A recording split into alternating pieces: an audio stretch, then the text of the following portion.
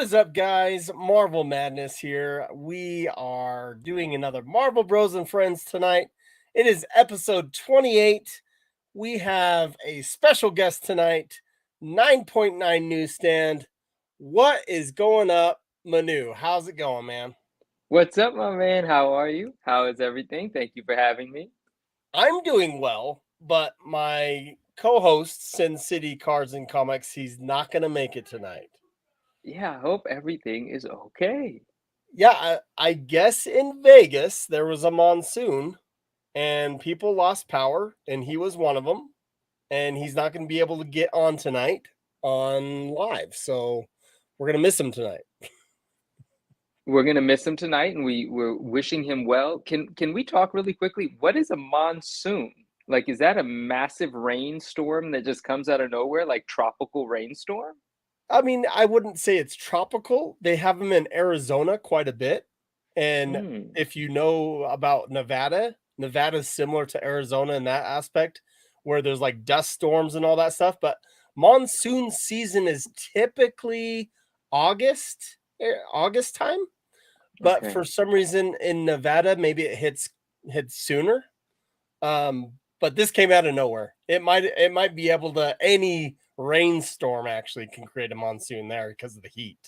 Because it's warm. Wow. It's All warm. right. Well, I hope Yeah. everybody is safe. RMS, what up? Interglobal Collectibles. Hello, Carton Comic Freak. What up, my man? Who is Sean Schubert? Hello, That, Sean. that's my nephew, and his name is Kellen, and he collects cards. His name So is Kellen, but he goes by Sean Schubert online, and he's a card collector. yeah, that's his dad. That's I my can dig it. I can dig it. sister's husband. Hello, Kellen. Interglobal, what is going on, man? What's happening? Venom. We got everybody in here. Where's Venom? Oh, yeah, Venom. What's going on, my man? Yeah. Swami's in here with us. Mr. Jayhawk Fan 23, good evening. Do you know Mr. Jayhawk Fan 23? It seems like a familiar handle, but He I don't know if we're comments. acquainted. He has commented ever since I created my channel. He's commented on every single one of my videos. You gotta He's love like that. a longtime supporter. So Well, very shout out, appreciated, Mr. shout out to Jayhawk. Jayhawk. That's dope. Yeah, shout out Jayhawk. Hey, Wolverine Wolverine's Comic comic Shop. book shop.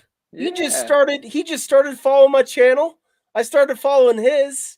Man. nice, very And he nice. calls everybody fam, just like Alonzo. He does say fam. I think it's Yeah. his tagline actually. I think one of his I think it's like what up fam. I'm pretty sure that's like his tagline. And Wow, he goes okay. and he said what up fellas now. Look, he's switching it up for us. He's keeping it Oh, fresh. okay. Oh man, that is sweet. That is awesome.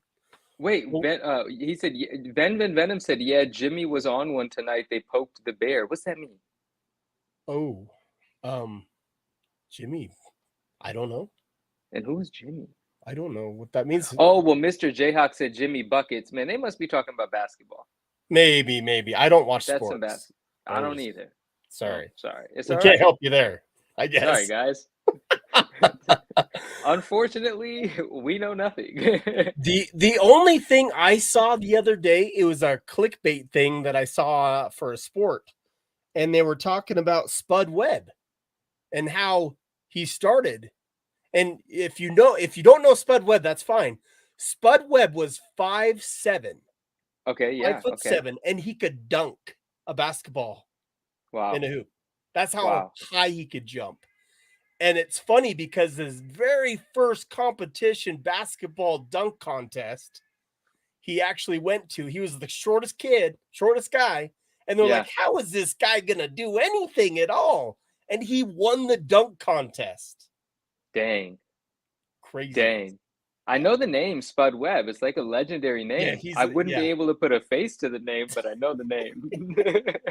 I actually, what's funny is Spud Webb, I actually got his rookie card, right?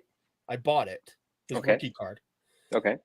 And I was going to have Ash Gonzalez draw me a Wolverine, just like Spud Webb's rookie card. You know how like with the Michael Jordan one? Yeah, I was gonna do Wolverine with Spud Webb because Spud Webb is so small, you know. And everyone knows Wolverine's short and stocky. Yeah. Exactly. Yeah. So you didn't go? You didn't do I'm it? You still didn't ask him working to on do it. it? I'm still working on it. It's Okay. still a plan. So All right, unless cool. someone takes my idea because I just gave it to them, it's still an Yeah. option. It's in the world now. The idea is in the world now. You know, Yeah. I heard something interesting the other day, and I mean, I don't know. Anyway, we'll just jump into this little thing that I heard the other day. So, are Yeah, you let's do it. familiar with the name? This is nothing to do with Marvel or comics or cards, but are you familiar with the name Rick Rubin? He was a producer for Def Jam in the earlier days of Def Jam, and he's got a illustrious music career. He did a lot of things for like I think even Run DMC, but the Beastie Boys, and then he went on to do things for modern era hip hop as well. Like really prolific producer. Anyway, that doesn't matter. Okay. You know, people say, you know, there's this thing that happens, right? Like everyone has ideas. Ideas mean nothing. It's the execution of the idea. There's like, you know, billions of people. A lot of ideas have happened multiple times, or probably the same ideas being birthed at the same time somewhere, That's right? right. And it's the person that actually acts on the idea, that brings it to reality, that's going to have any chance of reaping the reward of whatever the brilliant idea might be. And many of us have had this situation or had this experience where we've had an idea, but we either procrastinate or we're not in a position to actually make it happen. And months later, if not years later, we'll see that idea someone else execute it, right? Yeah. And then we're just left to, you know, say, damn, that was my idea. Well, you know, it was probably a million people's idea, to be honest. But Rick Exactly. Rubin said something interesting. I saw it in an Instagram reel the other day, and he said, you know, we've all had this experience where you have an idea, and then months later, you see someone else actually bring it to reality.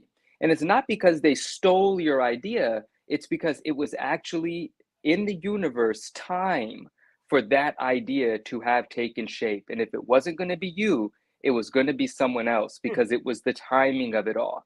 Because a lot of times when we talk about this, it's like a technological advance, right? We're all using Yeah. one sort of app and then we have an idea of a fresher version. Chances are we're not the only person having that idea, and chances are we're having that idea because everything in the world is influencing the birth of that idea. So if we're not going to bring it to the world, someone will. That has some big, deep truth to it because of the early philosophers, including Thomas Edison. You Okay. know, Thomas Edison didn't create the light. He didn't create something. Someone else did. Like they think he created a light bulb or they think he created Right. this, but Right. it wasn't Right. him. It was someone else. And that's how it was. At that particular time, it had to be created, right? Yeah, absolutely. Absolutely. In that particular time, that technological advancement was going to happen. Now, who gets credit for it, who spearheads the movement, that's kind of a different thing altogether, right? Yeah. But Yeah. I anyway, just a fun little segue. No, that's Anyway, great. I love it. I love it. and that's why Um, Dave and I have to do this podcast, because if we don't do it, someone will. As if as if there's no other podcast in the world. Oh, what an original idea. No, but it's going to be fun. Dave and I are going to have a unique conversation, I guess weekly. Really don't know. We'll see what happens. is there just asking you, do you know if there is currently right now two comic collector guys like yourselves, right? That are into collecting, you buy and sell comics and all that stuff. Do you know if there's a podcast going on right now with two Well, comic book the guys? the the part that I love about what you said is like yourselves, and the answer to that is absolutely not, because there's not another Dave, and there's really not another me either. So Oh, there isn't. No, there's there's nothing. There's probably nothing. there's probably two people running their mouth about comic books, but they're not going to do it the way Dave and I do it. See, Dave and I's idea, West Coast Avengers, our idea is to take our phone calls, which are quite animated and oftentimes controversial, and just record them, you know. And it's going to be quite different from what we see, because we're still going to be respectful. It's going to be a place where, you know, but it might not necessarily be a place that's safe for all ages, you know. Sure.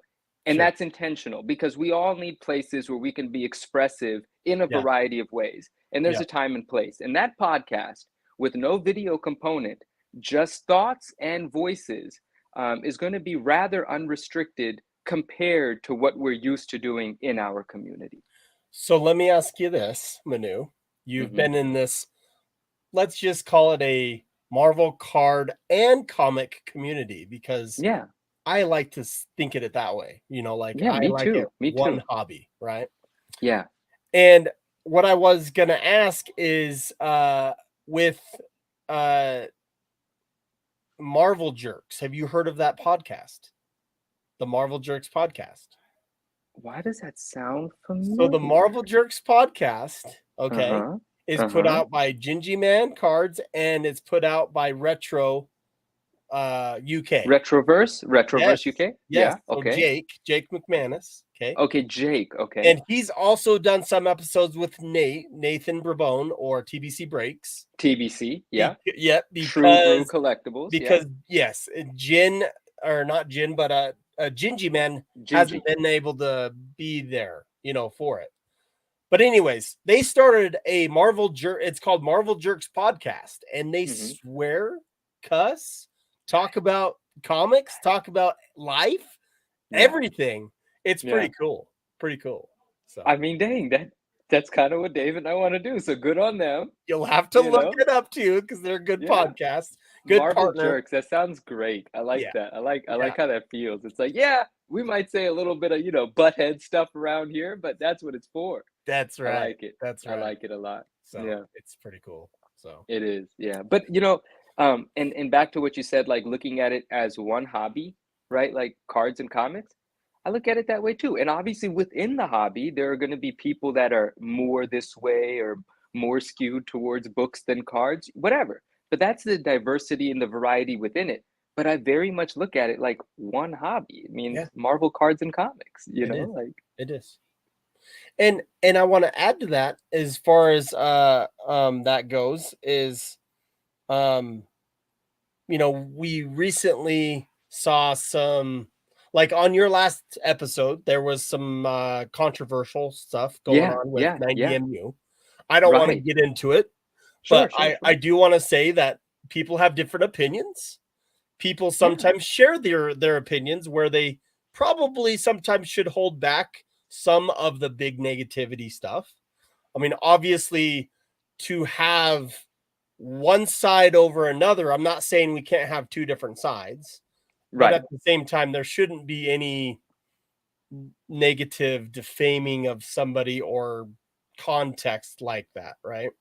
Yeah. They should respect their opinion. And that's where I think, with the Marvel card hobby versus comics, it's kind of sometimes this over here comics and this over here cards, where there really hasn't been an entwined thing with it, at least prominently, until now, until some of us have wanted to come together. And I even have some buddies that came over from hockey cards.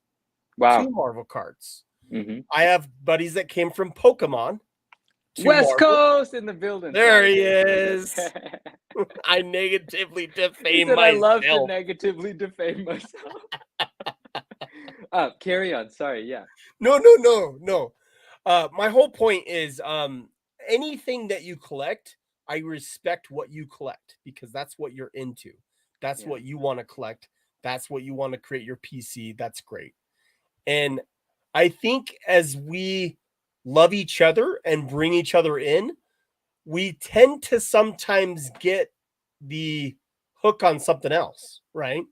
You're a comic book collector, but being in the card community, you've seen some cards that were like, that looks pretty nice to add to my collection. And so you've probably done that, right? So, well, I do.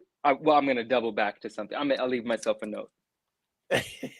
but that's the whole point. What I'm trying to say is, we are one collecting hobby. We may collect different things at times. We may collect the same things at times, but in the end, we're all in the same community, because it's a collectible market out there for what we do. I'll say it's a collectible market, but also we all kind of love the same characters, right? And these are the characters that exist in comics, in television, in movies, and in cards. So even collectively, if we are heavier towards one form of the media to collect, we still get to collectively talk about our appreciation for the way a character looks, you know, or there are artists whose work is on books and cards. And so we can also talk about how we like an artist, even if we don't collect the same forms of that artwork, right?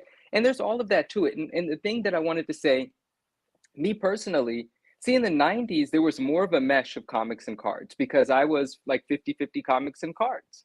And when you used to go into we talked about this, I think, last week a little bit. When you used to go into a comic book store in the 90s, there would be comics and there would be Marvel cards. And Dave actually talked about this. You know, cards went away for like 20 years. Comics got quiet but didn't go away. You know, comic book stores were reduced by 90%, but the ones that remained were only comic books. There were no cards for a very long time. And now we're entering into an era where hopefully comic book stores will start to carry cards, and we can see that cross section emerge again, where the future will be less divided, right?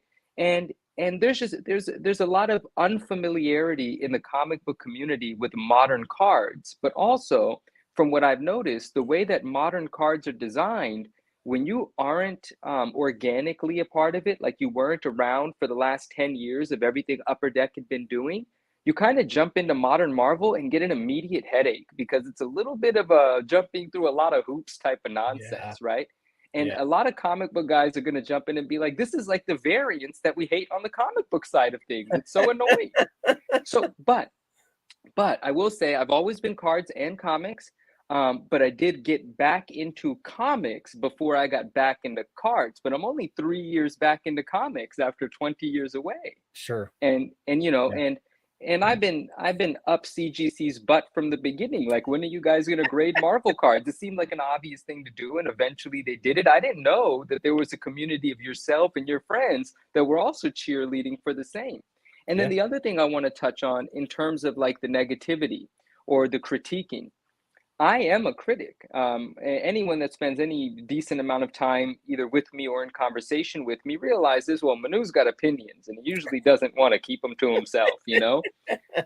But I think there's a way to deliver, even if you don't like something. There's a way to deliver it in a way that doesn't push any members of the community away.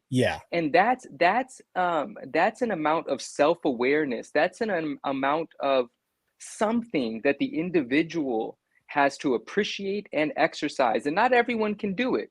And in the cases that someone can't express their opinion in a non-offensive way, well, then maybe their friends need to tell those few people, you might want to just keep that on your phone calls with us when you're ranting and not public, because you're alienating yourself, right? I've had very few experiences in my life where I've disliked something, voiced my opinion, and turned anyone away because of it. It usually just strengthens whatever the relationship is, because there's a way to do it with respect. There is. I said this the other day on our on Justin's channel on Spidey Hits. Mark was with us, and Dr. Mark, he was opening up a box of Spidey metal. And just as a hypothetical, I said, you know, if Mark and I are talking about what we collect, but he collects something that I don't like, as a friend of Mark's, I can say that, you know, and I can say, I'm glad that's in your collection, you know, like, and you just make a joke out of it. You don't have to actually be like, that sucks. Are you stupid? Like, not talking to Mark, obviously. I'm just generally saying, you don't have to be that kind of way about it. And so there is a fine line, and I don't think everyone has the awareness to recognize when they're crossing that line. And that's when the community is going to either turn against you or just turn you off, you know, and you will end up alienating yourself, which is unfortunate for whomever that person is that ends up alienating themselves. And part of it's acceptance, right? Like, if you're going to let other new collectors in, you're going to have to accept the way that they collect, or somewhat. You're going to have to respect it. If they're truly interested in collecting, right? we see people that come into something and they quickly exit, right? They have an exit Yeah, it happens. strategy and get out. And Yeah. that happens everywhere, right? Yeah. In Yeah. comics, cards, sports, anything that way. But Mhm, I feel mhm. that if a community is ever gonna accept those sports guys or those comic guys or those legend figure collectors, they're going to have to realize that this is a different collector than me, and I should respect what they say, and I don't have to agree with it, right? Yeah. You don't have to Yeah. agree Yeah. with it, Yeah. You but don't you have to buy still what they need, buy. You there don't has have to to be some agree. mutual respect there, right? Yeah, that's a good point. Yeah. I So think even I had to learn that. Like when I came back in, because I'm very, excuse me, I'm very we headstrong, learn every you day, know? Manu. We learn every day. We're learning and growing every day, right? And whoa, what happened? Where'd you go? Where am I? Is he gone? Guys, am I on the screen by myself and our friend Joshua is not with us? I'm gonna wait. I'm gonna wait until he gets back. Dave, where are you at? Get in here. Help me out. Joshua, where'd you go? what, what has happened here? I feel like I did something wrong, but maybe I didn't. I don't think you did anything wrong. Okay, where did you go, dude? Good I don't vibes. What's know. going on? I was automatically kicked out. I don't know what happened. That is Said funny. something went wrong. I forgot what I was saying. William Johnson, what's going on? He said, "Yep, just me, the Manuminati." Oh, Joshua, we have to get you initiated. Are you? Have you ever thrown up the Manuminati? Don't be scared. No, I haven't, but I want to be part of the Okay. Manuminati. How do you do that? Inside of your hands facing you. Inside of your hands facing you. There you go. There you go. Thumbs in. Thumbs in. You got it. There it is. There's your tangled web triangle. That's what we'll call it. You are now a member of the Manuminati. I won't tell you what that Yes, entails, but you're going to start getting it's some pretty okay. weird phone calls now. I'm sorry. There it is. There it There it is. is. We've I done love it. it. I love it. Dave! What's Manu's scroll? Keith, what's going on? Keith says Manuminati. Manu's scroll. Do we Okay, need I'm going to to? aggressively cough. 1 second. I'm going to go to mute Yeah, you're good. You're because good. I need. I've done it. It's a cult indeed, Vintage Lord. It is, but you know, it's a special cult. No, it's not a cult. It's a secret society. It's a secret society, not a cult. That's right. And what the heck was I saying? I don't remember. And you know what? It doesn't It's okay. matter. There's plenty of Talk about the conversation to have. Manuminati.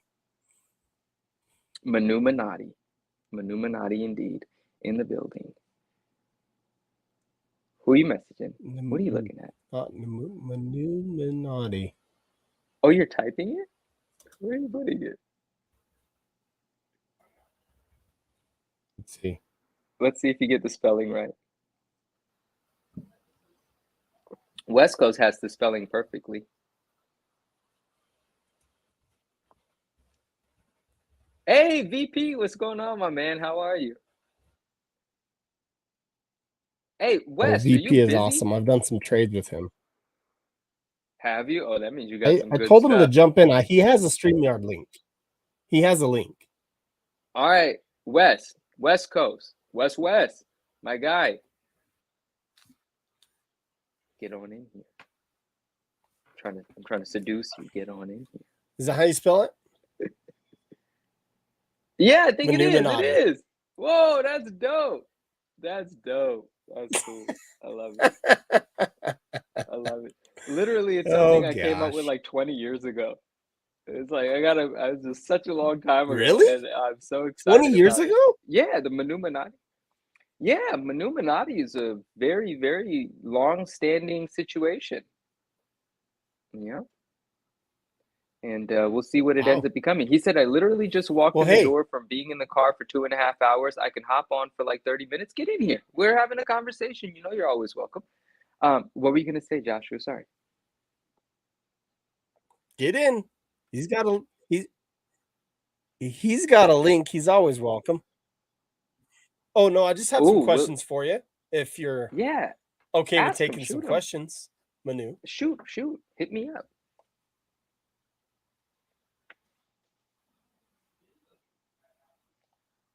Okay. I think I'm delayed a little bit. You are delayed again. You, my friend, are going to have to exit and come back again like you did earlier. I'm going to exit and come back right back. All right. See you soon. All right. Okay. And then in the chat here, William Johnson, I have a debate for you guys. Who has a better rogues gallery, Batman or Spider-Man? William, I'm probably not going to be the right person to debate with about that because I'm not like super well versed about Batman rogue gallery, but West Coast Avengers probably is. So when he joins us, he'll have some things to add.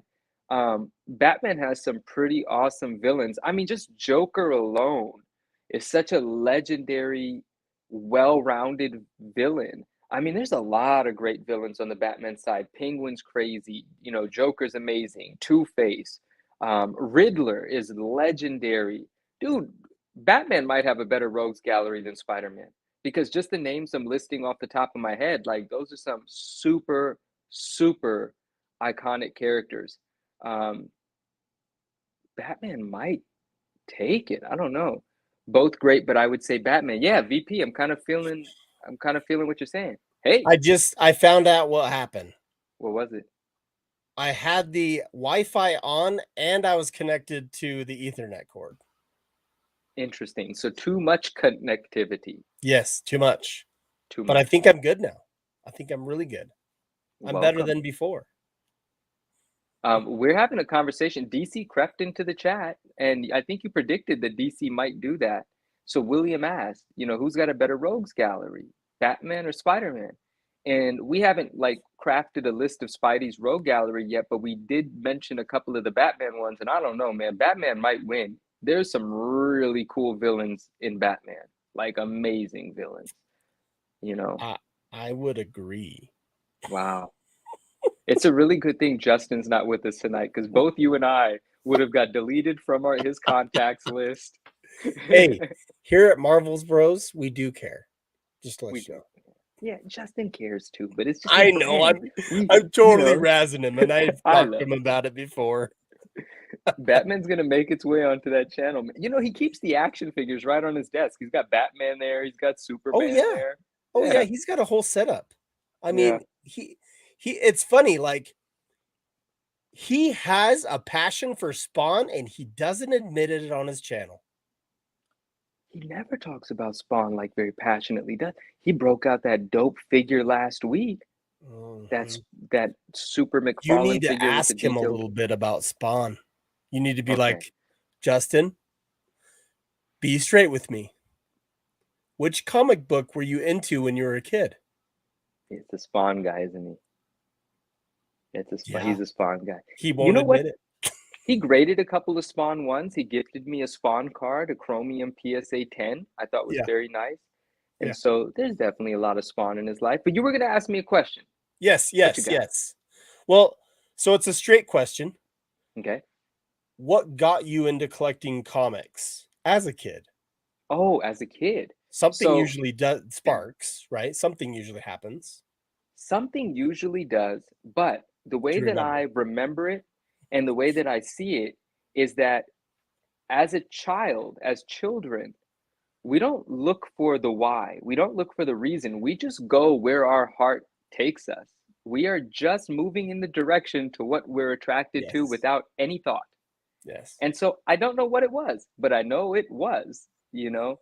And anytime I would see a comic book store, there was I had an equal appreciation really early, probably for like both things, like a Barnes and Noble's bookstore and a comic book store. Just something about imagination in pages resonated with me at some point in time, who knows where. Sure. And then also the reason that comic books took me rather than books taking me is because the way that I was probably raised and the things that I probably had exposure to already, even at a very young age, I was already a market guy. I was already a buy-sell guy. I was already what's rare, what's the valuable thing. I was always that person. I'm not new to the idea of collecting things and hoping they go up in value. I've always wanted them to go up in value. You know, a lot of the things in my collection from when I'm 9, 10 years old, they took 30 years, but they went up in value. It just was a lot longer than I thought.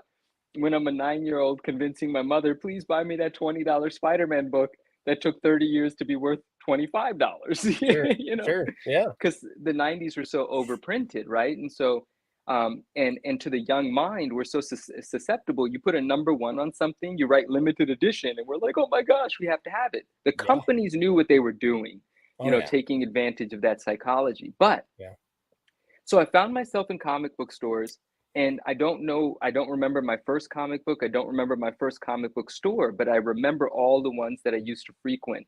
I remember when I would visit my aunts and uncles in neighboring towns where my mother and father would like drop me off or take me. I remember I actually went to card shows before I ever went to comic book shows. Like small community centers used to convert into card shows, and it would be sports cards and Marvel cards.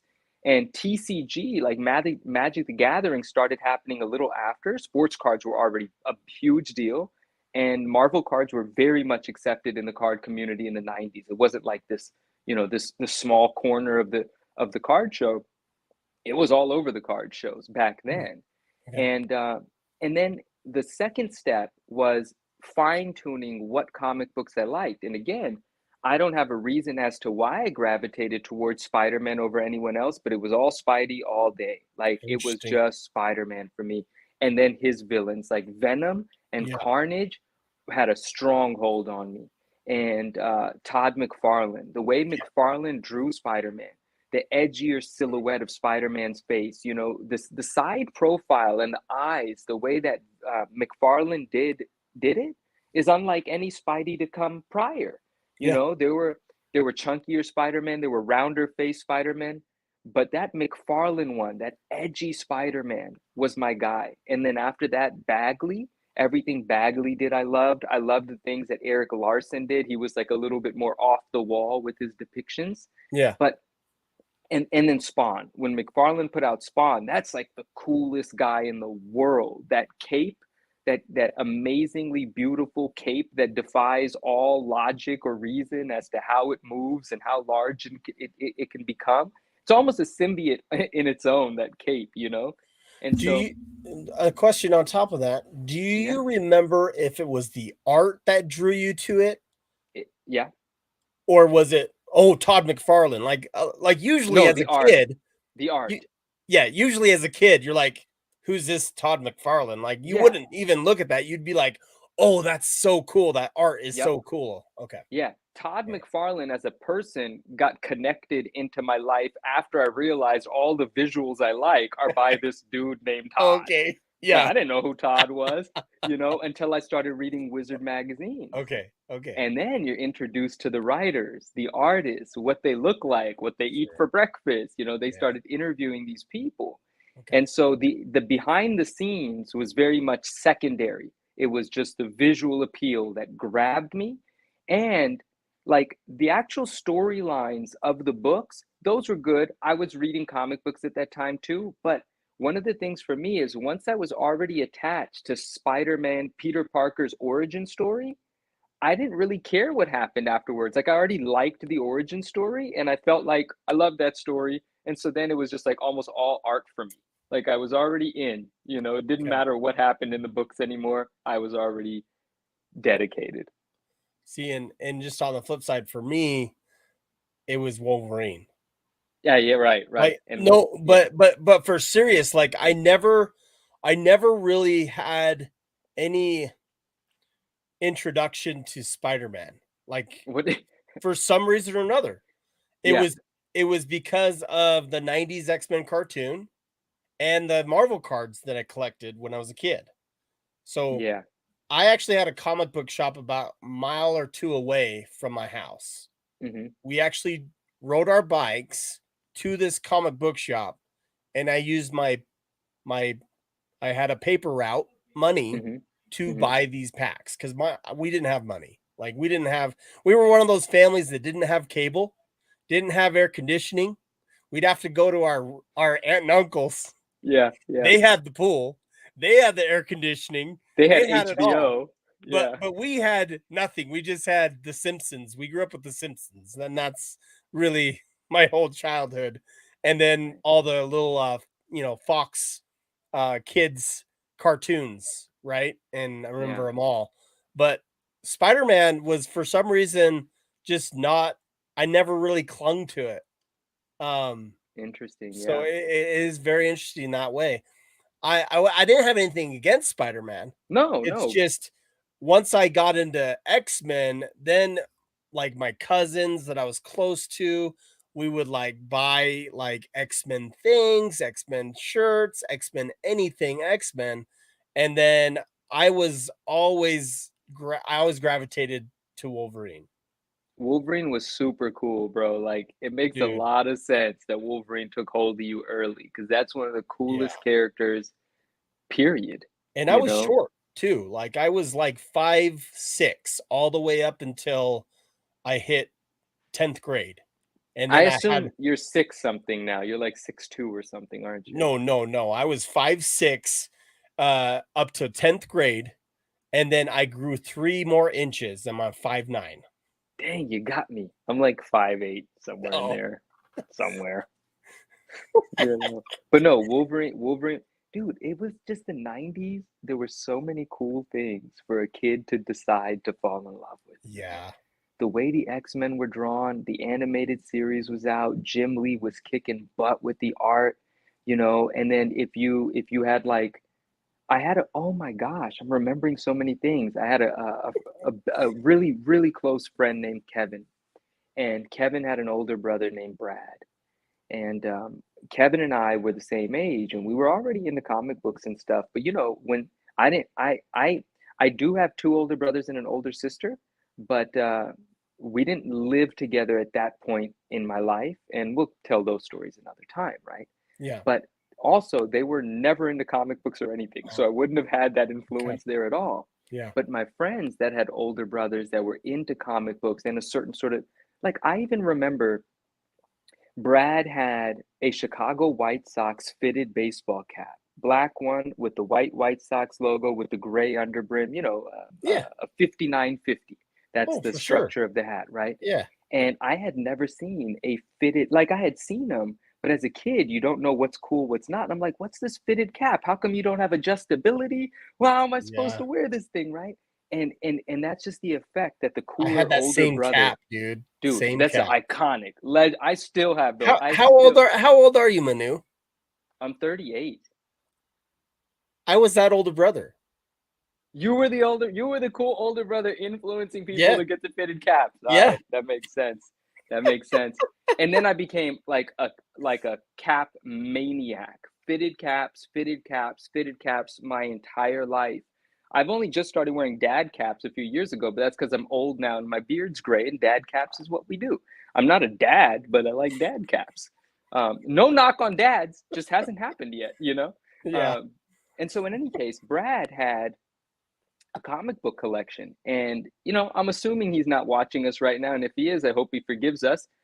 So when he was not home, you know, Kevin and I used to sneak into his room and flip through the box of comics and just be inspired by the older guy's comic book collection, right? But Oh, I jeez. remember that very much. And I think, if I remember correctly, he worked at a baseball card shop not too far from the town that I had grown up in. Yeah. And so that also gave me some early exposure to cards as well, you know. That's And cool. he's like 6 or 7 years older, so that's a huge difference. When you're 9 and the guy's 15, those are two completely different worlds. Especially then, it's not like we had the internet. These days, a 5-year-old's more advanced than most 50-year-olds, you know. So it's different now, but yeah, Well, I was into a lot of stuff too in the 90s. Like I had all the Ninja Turtles. Like yeah. I actually made grappling hooks for them, like out of like commercial grade paper clips and all this other stuff. And I'm gonna I show did you the some of whole my weird stuff. No, keep talking. I'm listening. Yeah. I did the whole deal. And it was me and my cousin. We'd go outside, we'd make little things for him. And I even came to the, you know, I collected a lot of those Mad Balls. I don't know if you remember that. No, Mad wait. Balls was a big Elaborate. thing. What was Mad Balls? What was that? Oh, dude, you just need to look it up. It's nostalgia. If you look up Mad Balls, they were these squishy Mad Balls, and it came with like these Yes. little vehicles that Yes, had yes. catapults and all that stuff and everything. Man, That was my childhood there. I So. think I remember. Okay, so tying back into the childhood, and I collect these today in mint condition, high grade, with no subscription sticker on them. They're very tough to find in high grade, some of my favorite ones. But do you remember Disney Adventures?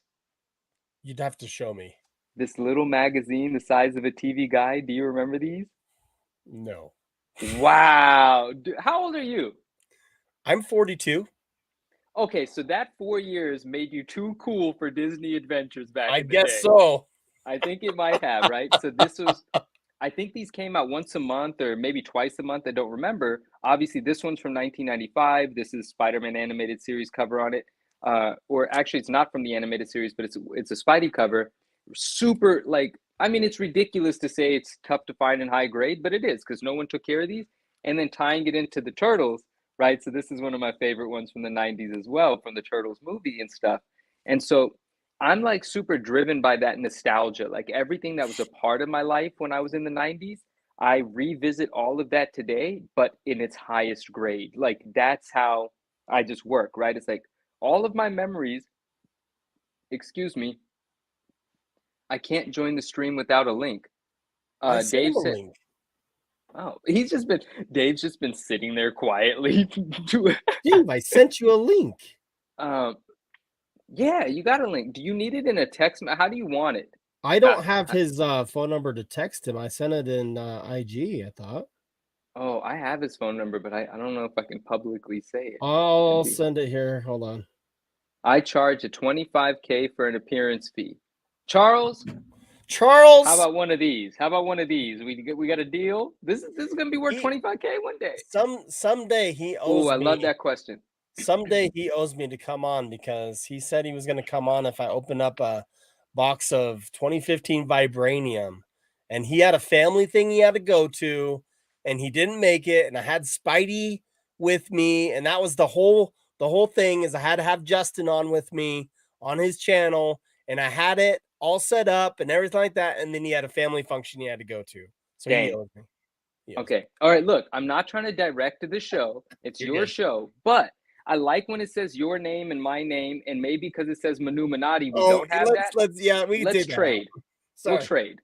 Yeah, that's too much Manu Minati for one night. We had a little bit Manu Minati. I just wanted to kind of, the secret society is going to get upset. That's 30 minutes of the secret's out now. What do you want me to do? I'm going to lose my seat on the board. We're back. That's okay. Better. Interglobal Collectible says, Manu, what do you think about sealed VHS and graded VHS? My truth, my friend, is I freaking love it. Dude, I absolutely love sealed high-grade nostalgia. That's all I consider it. VHS, magazines, comic books. It is just high-grade, hard-to-find nostalgia. Video game? That's all it is. I love sealed video games and graded video games. And I say this all the time. I don't own a single graded video game because they're already so expensive. But I want, man. Nintendo came out in 1988. I'll take your word for it. Yeah, I don't have a problem agreeing with that. There's Dave. Where are you at? I'm here. I'm sitting there just waiting. Sorry, and I start going like this. Okay, let me finish. Let me finish my thing about Nintendo. Yeah, we got a present. Me, my older brother was born in 1976. I was born in 1980. My younger brother was born in 1983. That's the span of all three of us. We had a Christmas present in 1988 or 1989. It was one of the two, right? When Nintendo came out. We were one of the first ones with Nintendo, and it came from our rich grandparents. They got us Nintendo. This thing said the Three Stooges. That's what it said.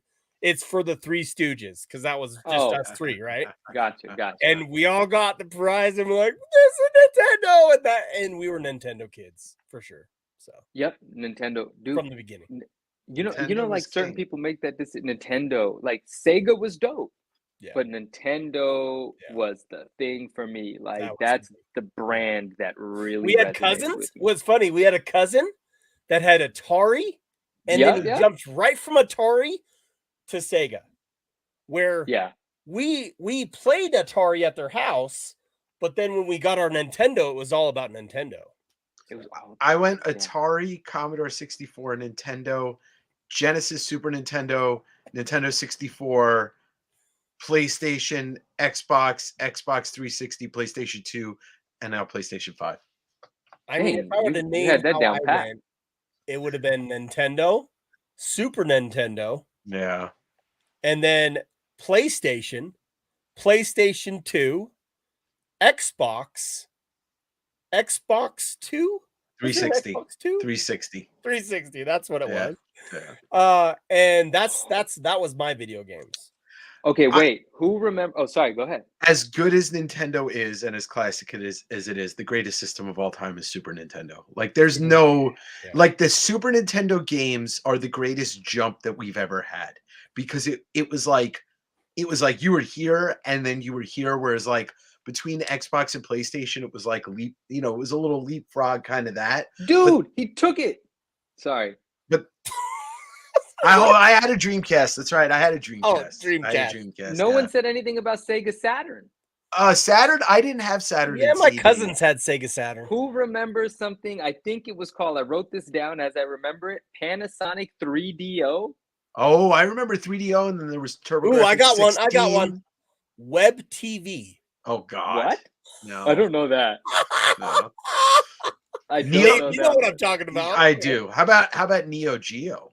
Oh yeah, I've heard of Neo Geo. Yeah, I've heard of Neo Geo.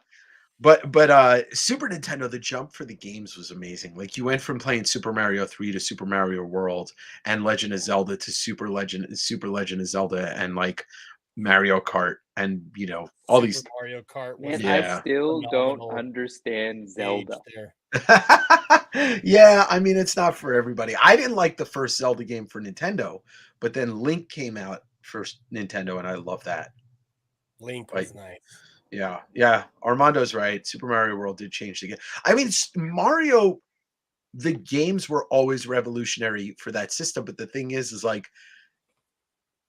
the first Super Mario World had Yoshi, right? No, yes. First Super Mario World had Yoshi. Yeah. The box art for the game is a blue background, multicolored Super Mario World, and I believe it's Mario on Yoshi. Okay. I think it absolutely is. I have that Mario game still. So. Yeah. I will buy that from you. He will. $5. I don't know how much they're worth. $5? Yeah, you got a deal. Hey, Dave. Let's buy a few more games from Good deal. Is that a good deal? Not a good deal for me? For me. Yeah. How are you both doing tonight? Oh, we're doing good. We're doing good. We don't have Sin. Sin's in Vegas, and he's going through a monsoon right now. Lost his power and everything. It's crazy. Yeah, that sounds kind of crazy for a desert area to have a monsoon. I'll tell you what. Sin has had a series of unfortunate events. That's like some sort of show. I think Lemony Snicket. It's a book. Scary movie. Yeah, but he had all these things happen to him in the last 3 weeks. Just family stuff with his boys, with his daughter, and work, and it's been crazy for him. So man, well, I just got back from Portland, so yeah, I'm a little tired, but happy. And I'm not going to talk about the epic thing that I bought because I'm not ready to share. He's got to save that for his like reveal of some sort. Yeah, right? I do. But it is something epic. I actually got a lot of stuff. I bought some cards while I was down there. You know what I got? I got almost a complete box. I think it's missing like 2 packs of Marvel covers. Comic Images Marvel covers, first covers, series 2. Series 2. Yeah, cool. I got an entire box while cool. I was down there. Yeah, but it's a lot harder to find cards in the wild than it is comics. We were kind of talking about that, right? Oh, we were also talking about that last week too. Yeah, definitely.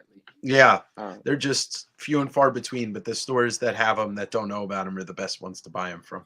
Well, I still have some people here, that they know I collect Marvel cards. Like, oh, I've been meaning to go through my cousin's box of comics that I have no clue about. Mm-hmm. And I'm just like, if I had some sort of, because I don't know comics that much. I know of what I've learned, Sure. but I don't know exactly, and so I've been meaning to go to a couple of those people that have those, and they're still available for me. I just haven't done it yet. So Yeah. Well, Gotcha. go do it. Do it now. yeah, Go Marvelous yeah. Card says cards are basically the new currency for all of us geeks. Yeah, they're kind of like currency. I picked up something. Grab this guy. Ooh, it's the Spidey cake. 30th. The Spidey cake.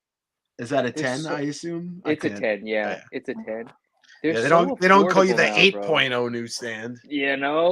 But like I've wanted this card. I sent my childhood copy of this card. It got a 9. That's cool. So but I wanted a 10, so I sold that. But I sold that 9 for more than I paid for this 10 because I sold a 9 about a year and a half or 2 years ago, and I bought this 10 last week. So I would just like to say something very funny about that. You're like, oh, I sent my childhood card, in, and it got a 9, and I thought maybe that would have some emotional, sentimental value. No, I sold it. I sold it. I wanted a 10. Damn it. Dang, now I'm a little sad. All right, I wasn't gonna do this.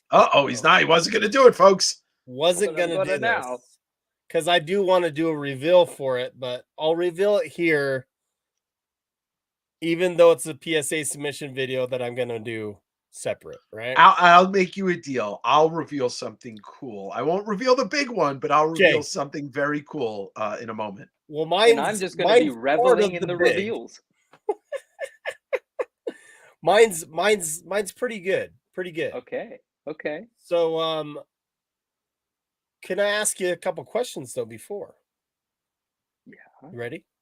Yeah.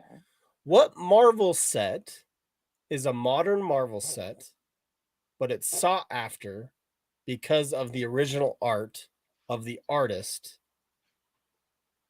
in 2016? Oh, 2016. Well, in Masterpieces. Masterpiece. Yeah. It's just go. I gave it away when I said 2016, but you gave it away when you said sought after Marvel set. Yeah. Okay, so it's from that. Okay, cool. Awesome. All right, are you ready? Yeah. I'm ready. It's gonna be quick. Wait, I'm not ready. Okay, I'm ready. Dave. Okay, here we go.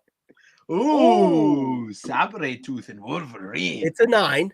It's a 9. It's a 9. It's a pop 5. Yeah, no, but those are expensive 9s from what I remember. It's numbered, right? Yeah, the 8 went for 1,400 just recently. Are you kidding me? Yeah, that's under 100. The serial number on it. What is it? Yeah. It's 44 of 99. Yeah. So are these the Battle Spectres from this set? Yeah, Battle Spectre gem. Right. That is correct. She pretty. Congrats, man. That's when awesome. I picked this up, it was actually on the Facebook group, and he sent me like 8 pictures, and it looked really clean. Like the guy thought it would either get a 9 or a 10. You bought it raw. Nice. Yeah, I did buy it raw. Yeah. Nice. So I graded this sucker myself. So that's congrats. Why it's part of the PSA reveal video that I haven't put out yet. But that's good. That's very nice. happy Beautiful for that card. That's a PC card of mine. And that's your boy and your boy's nemesis. That is correct. That is Victor. correct. They're so awesome together. I'll be right back. You are correct. Oh, okay. Dave's gonna bring his stuff. Okay. I love when they dance, those two. Marvelous dude. Packs. Thank you, my man. There's so many cool cards of them, and there's this one card. I think it's out of some battle set, and they get all bloody in it. Like there's blood all over the cards and all over them and all that stuff in this one card. I wish I could show you the card, but can't think of it right now. But it's sick. Pretty up. Yeah, I can't think of that card. What's he doing? What's he got? Well, this is the small thing. I thought this was pretty cool. This is just a little fun thing. This is a Spawn playing card deck that I found today. A little Todd art on the front, and I guess I'm assuming there's going to be plenty of Todd art on the cards. I'm going to open it up just to. We'll open it up in a second, but this is something I've been after for a while now. Manu, you might not know about these. And Josh, you probably don't, but you're not as much of a comic guy, but you do like what's involved in it. Yeah. Marvel Collectible Classics, something that was done in the 90s. Yeah. Reprints of books in all chromium covers. This guy, first of all, that's amazing. Now show the back. Yeah, the back. Okay, book. so Manu does though. Dave, I just sold both my 9.8s, the 300 and oh, this really? signed by Todd. Yeah. How long ago? 4,500 for both. Like it was like a year and a half ago. They're a little down compared to what I sold them at. But yes, dude, that back. Oh, wow. Dude. So I haven't really gotten a chance to look at it under the right lighting. Yeah. The surface marks on it don't look like there's many, but this could be a 9.8. This is probably a very hard book in a 9.8. Wow. That back is so awesome. That yeah. So nice. Yeah. I still need the ASM 300. But, which is Marvel Collectibles Classics 1, and this is Marvel Collectibles Classics 2. Yeah. It was actually like a year and a half ago I sold it. Still a very expensive book. I mean, I looked at two sales on Raws recently, $450 and $560 or $650 or something like that. So I paid $250. Yeah. So that's a steal. Congrats. Yeah, thank you. I'm trying to remember. Yeah, that's awesome, dude. And I'll open a fantastic first pack since I did get 48 of them. So wait, what's the fantastic first pack? What is that? Yeah, this is Venom says, "Holy poop, I need that." Yeah, it's a dope book. So let's see what we got. We got Exterminators 1. Talk about poop. X-Men in the State Fair of Texas. Poop. Excalibur 1. Punisher War Journal 1. All right. Hey. What the 1? I love that. Nice. Obnoxio the Clown in the X-Men. Oh, hell yeah. Ooh, that's a good one.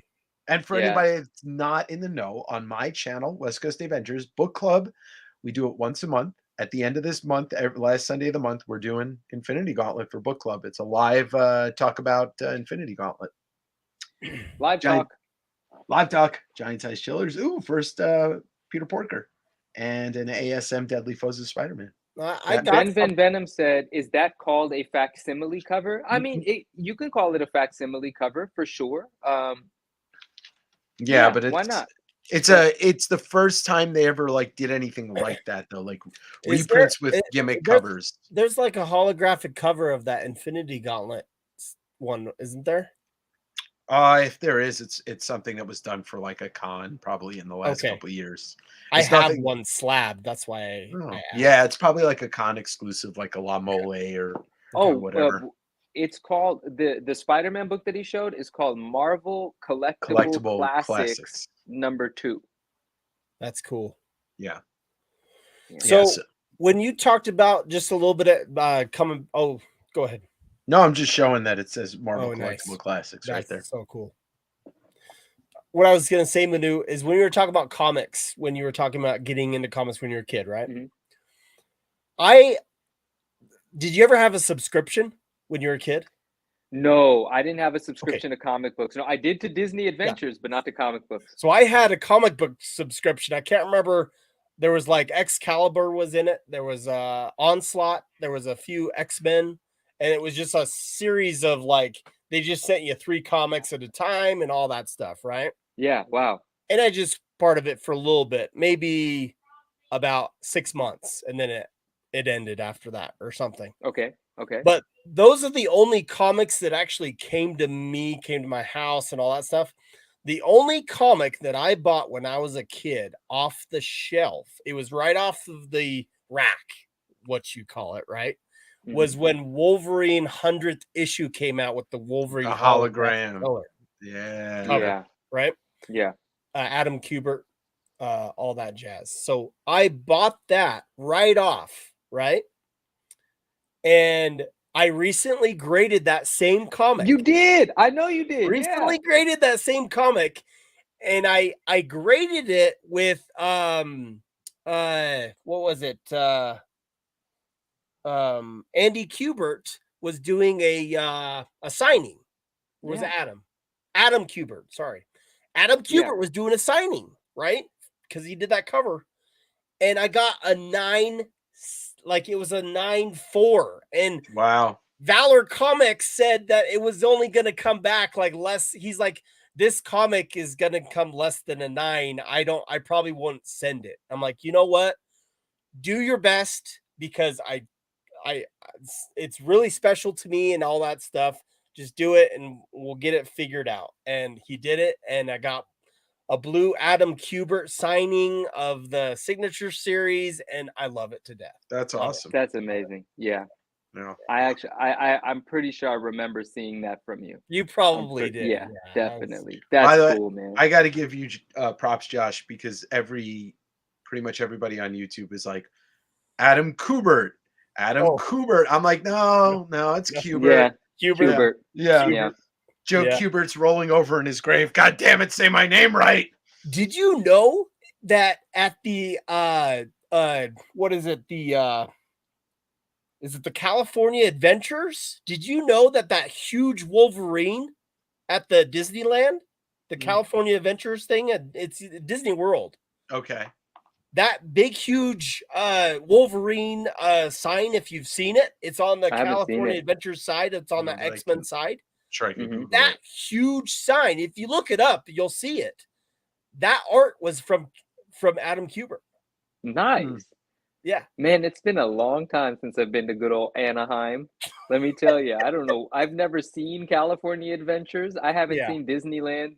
I can't remember if it was Disneyland or Disney World. It's one of the two. Disney World's in Florida. Yeah, correct. I know that. Oh, okay. Yeah, I just can't remember if it's Disneyland or Disney World. It's one of the Disneys, right? Yeah, I'm having trouble finding it. I'm sure I could find it somewhere though. It's actually on Adam Kubert's Instagram page if you go scroll down a little bit. Wow. Does anyone remember before it became a Disney property, there used to be at Universal Studios a Marvel restaurant, and I think it's called Marvel Mania. I'm not sure, but that used to be one of my favorites. Yeah, because they had an exclusive deal with Universal, and it was cool. I think some of that stuff might still be there. Like their contract hasn't run out. With them, but I could be wrong. I have like the tall glasses from it. I've even got like the small glasses from it. Not shot glasses from there, but smaller glasses and taller glasses and all kinds of weird stuff. You're weird stuff. Thank you, my friend. Oh, yeah. So last time someone said that to me, I had a baby. Oh. Oh my gosh. Joshua, what were you gonna say there? No, it's fine. I was just gonna ask Manu another question about what well, you've talked about this before, but is your most prized possession comic? I don't care about value. I care about more nostalgia and your personal PC collection. But your personal prized possession, is it the Wizard magazine? It is now. But when we're not talking, there's nuance, right? I can't say I only have one, but I would easily say my favorite thing in my collection is my Todd McFarlane and Stan Lee signed Wizard 1 9.8. That is, but it's one of the favorite things in my collection because most prized, there are 4 comic books that have been with me since the 90s. It doesn't matter what city I lived in. It doesn't matter, whether they've always been with me. And it was a Spider-Man #1, the standard green cover. It was a Spider-Man #1 polybagged. They call it the silver cover, but I kind of call it the black cover because the webs are silver, but the cover's black. Yeah. And Spider-Man 13, which is the homage to that cover, but with the symbiote suit Spider-Man, and Spider-Man 363, Amazing Spider-Man 363, which is the 3 floating heads, Venom, Carnage, and Spidey. That covers by Bagley. So we have McFarlane art, the other 3 books, and then 363 being Bagley. Those 4 comic books with little to no value whatsoever in raw form, the way that I have them, are still with me. I will not part with them, and they've always been with me. There's been short boxes of comic books stored away in different places, remote, not where I live. But those books have always been physically on my bedside or in a drawer, arm's reach away for the last 30 years. Those are my most prized books. Okay. I picture him having like a tree somewhere in a field, and there's a hole, and he digs it up, and there's a short box, and then he like flies out to like Chicago, and there's a safety deposit box in one of the oldest banks in the country, and there's a short box of comics there. And then he goes to Texas, and he like goes to this one, like bar that's in a really small town, and he gives the bartender this coin, and the bartender pulls out a short box. Like that's Manu. He's That's got short Manu. boxes hidden everywhere in the continental US. I love that, Dave. I That's love awesome. that. Exactly. Shawshank Redemption. Exactly. Like the Shawshank Redemption. There's a tree in a field. You got to follow the rock wall. And then, and Morgan Freeman's waiting there with a box of comics. All right, there it is. That's dope. That's Oh, really wow. dope. I've never that seen is that. That is Adam Kubert's art right there. mega impressive. Yeah. That is. So it's one of the adventures. I don't know if it was California Adventure or if it was an adventure one in Disney World, but Hey, this guy in the center of the screen, isn't this that doctor guy on MTV that gives advice about relationships? Dr. Drew. Dr. Drew in the middle of the screen. I don't think man. so. No, it's not. Oh, It's not. man. Okay. Oh But man. now, current day, now, new into my life, not Wizard Magazine, but new into my collection, my Wizard 198 signed by Stan. It's my favorite thing ever. I thought you were going to say I'm your favorite thing ever, but all right. Second favorite. Well, layers. That now, the now. See, that was now. Yeah. Now the now. This is the now. Okay, Yeah. so another thing too that I had a question on, that a lot of people that don't know you, Manu, Mm-hmm. why 9.9 Newstand? Oh, great question. So it is a philosophy. Okay. It's still universal. That's what William Johnson's saying. Oh, okay. And so a couple months into the pandemic, when I pulled out a short box from my mother's house and I was revisiting this box of books, going through it very slowly, I was excited. I became passionate really quickly, and I remembered a lot of things really quickly. And as I was going book by book, I started to research. Hop on eBay, do some Googling, and I found out that there was this thing called graded comic books. I had no idea. I had never seen an encapsulated anything, not a card, not a comic. Or maybe I had seen a card, but it didn't, stick. And so I started I'm a quick study. If I care about something, I'm going to immerse myself in it, and information is going to become education for me, right? And I started to figure out the grading scale and stuff, and I'm looking at books one by one, trying to understand whether my childhood collection is high grade or not. And halfway through this box, I pull out one of my favorite comic books, which is Amazing Spider-Man 316. It's the first full cover appearance of Venom. It's the one with the pink background. Venom's on top of Spider-Man, like kind of choking him and beating him up, right? Okay. Todd McFarlane cover. And as I see that book, I get excited because I forgot that I owned it. I have artwork that is that visual in my house as an adult, and I didn't even realize that in my childhood collection that comic book exists. And because I started doing research as I'm flipping through the short box, I had already recognized that there's this thing happening in the world right now about newsstands, that newsstands are being appreciated in a way that they hadn't before. And so that was new information to me. And as I pulled that 316 out, for whatever reason, it was a newsstand. It had that beautiful barcode on it. And it was pretty much at that moment that it completely connected for me. Well, this is the rarest version of a 316. I love 316, and I like high grade stuff. Now, how did I land on the name the 9.9 Newstand? Well, I decided in that moment I'm starting an Instagram page. And it was, oddly enough, probably, if not the first, it was one of the first, if not the first names. I'm big on how something rolls off the tongue, right? And so when it happened, the 9.9 Newstand, it already sounded great to me. I was like, that feels right. That feels like home. But why is it the 9.9 Newstand? Well, I don't believe in 10s. In cards, it's a different story because everyone knows a PSA 10 is imperfect. In comic books, they try to sell you on a 10 as if it's actually perfect. Well, there's no such thing as perfection. So I already think of that as just like the biggest gimmick sort of thing in the world. But a 9.9 is like already unreasonable to try to pursue. I love that Justin gifted me this. Yeah, From that's CGC, awesome. right? Yeah, it's great. And so the philosophy is this: 9.9 is as close to perfection as I ever care to try to reach for. Whether you achieve it or not, I don't care. But that's the closest to perfection I'll ever try to reach for, because perfection isn't real to me.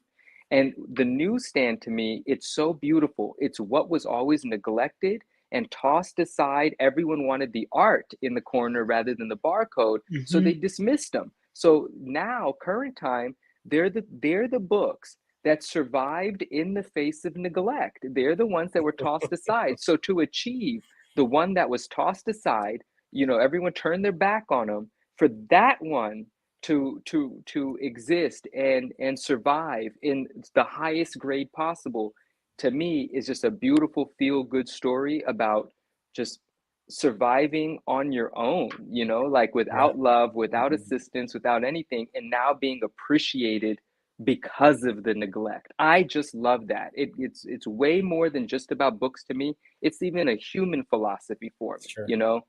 And so that's what it is. The 9.9 Cool. Newstand is that thought process for me.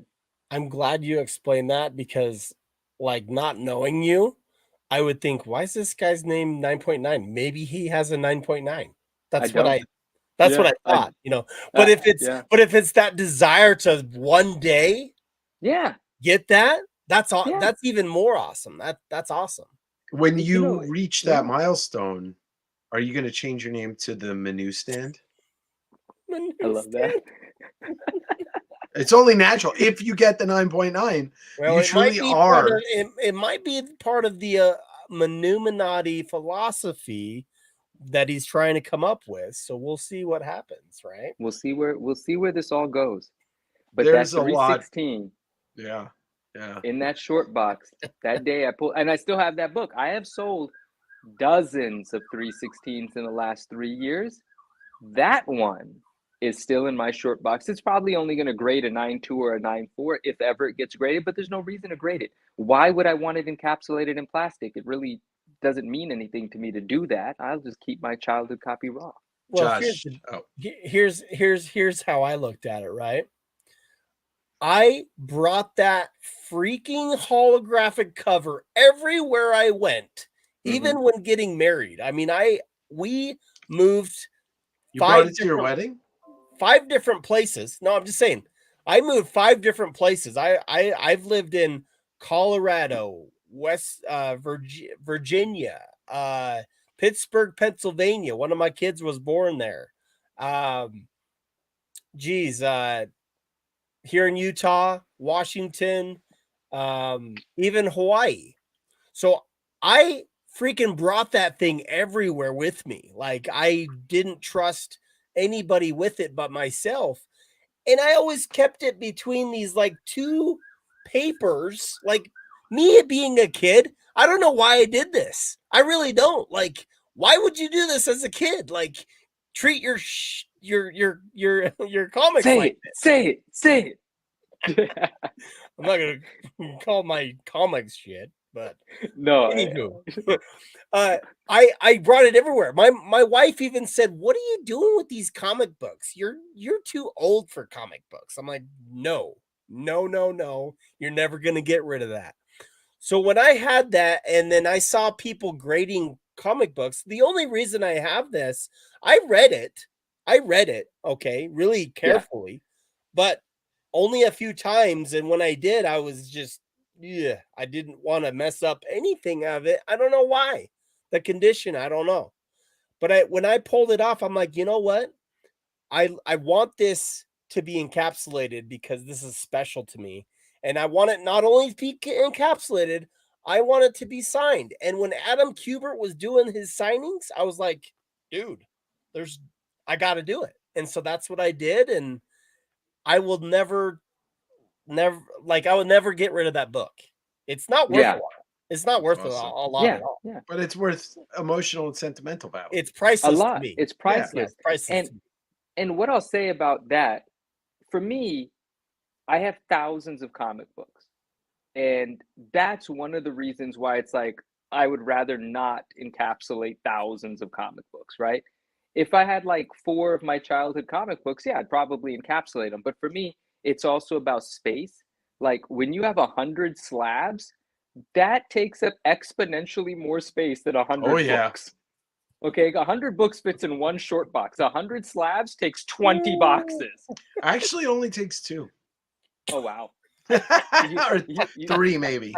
you do a better job than I do. Well, you know what? Another thing is I don't fill boxes because boxes are there's like if the things in that box, if I don't have however many it takes to fill that box that fit the theme of that box, It's that gonna box won't be get filled for me.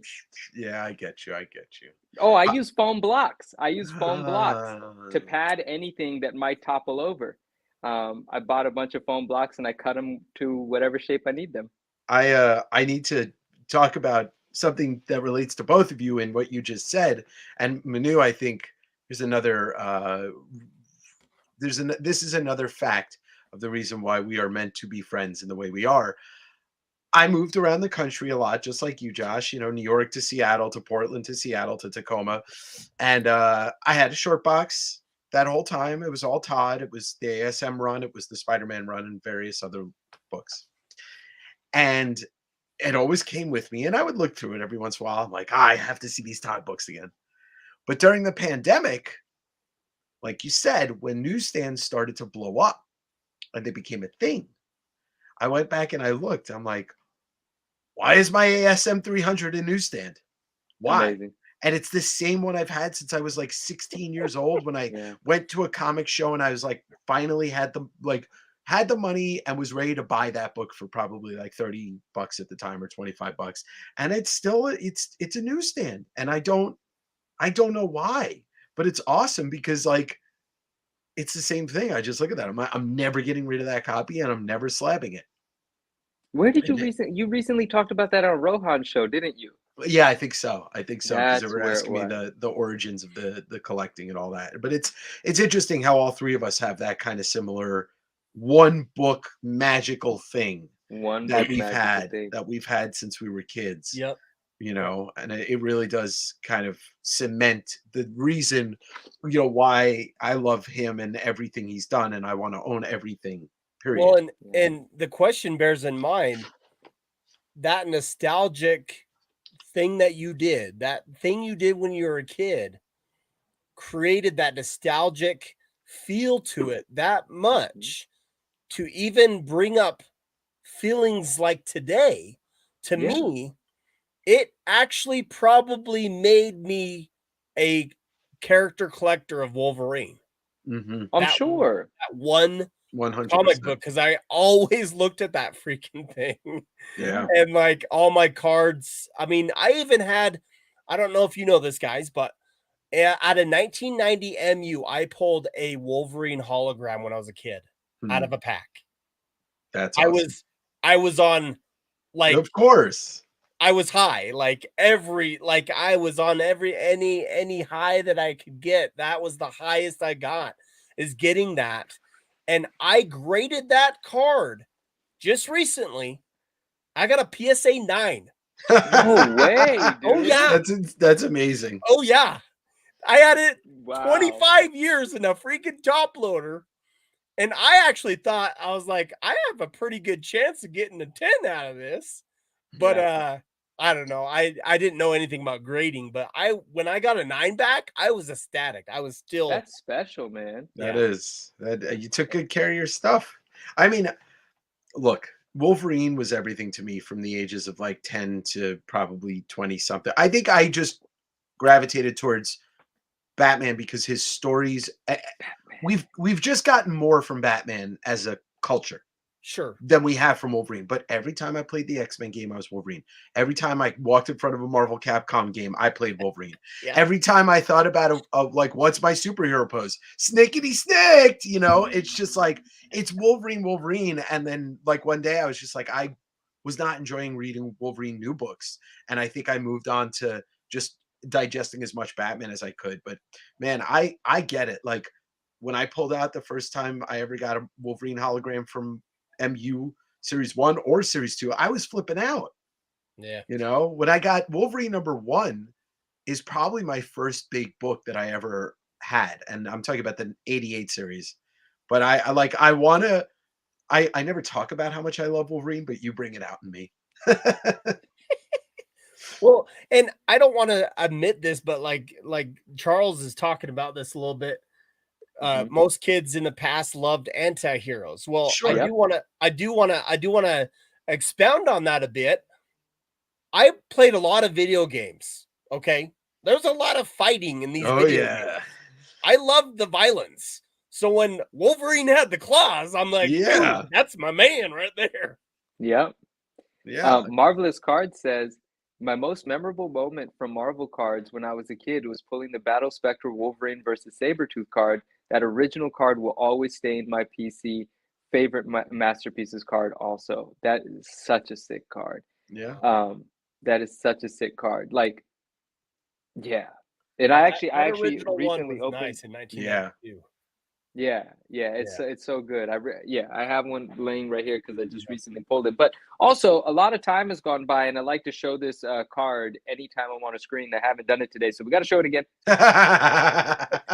Okay, it's like the fifth time you've showed it with me on the screen. I love it. Pump there. I'm just kidding. I'm trying to pump this card. All right, this card deserves screen time. This is Todd.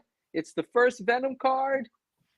I paid an arm and a leg for it. I'm gonna show it. Can I pump a card real quick? You pump that thing. I'm gonna pump a card. Do it, pump.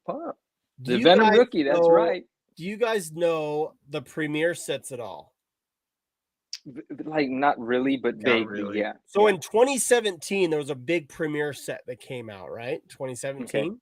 Okay. And a lot of Marvel card, collectors love that set and all that stuff from 2017. And there was even 2012 premiere, right? But 2017, there was some cool artists and cool sketch cards, right? Well, there was a sketch card done that looked just like this. Right. Yeah, and it's amazing. This sketch card was I think it sold for $4,000 to $6,000 or something. It was a high price. But this was back when things were high. Someone put this up on eBay. I remember it. I'm like, there's nobody's gonna pay that much money for that, but someone did, right? Okay. Well, this particular card that was in 2017 was a sketch card out of that set. It wasn't a regular card. Wow. And the reason that I'm explaining this is this. This was done as a recreation of 2017 by, his name was Fabian. What was it? Sorry, I'm trying to find it again. Fabian Quintero. That's who, but that's not originally who did this. This original painting was done by Dave Wilkins. Okay, and Dave Wilkins, if you look him up on DeviantArt, you can find him. But this card was a foreign card in Peru that he did this card for a set for. So he did this card for that set, and they got the rights to do that. Well, that same year, Fabian saw that card and requested from him to do an art card just like that, a sketch card just like it. And the sketch card was done just like this card. That's pretty impressive. And he called it a recreation. And I think he gave him credit and everything like that, right? That's cool. I was able to get this card the other day, and I saw this same card, and I didn't know that it was a foreign card in Peru. I didn't know this, but it's even that much more special to me because of the background. So it's a sick card. Nice. That is an amazing Wolverine image. Yeah. It is. Indeed, it is. It's way amazing. I wish I could pull out some cool Wolverine stuff to make you proud. And I've got a bunch of cool Wolverine stuff. I believe it. I believe it. I have a bunch of comics that I wish I had over. They're over here, this way. Yeah.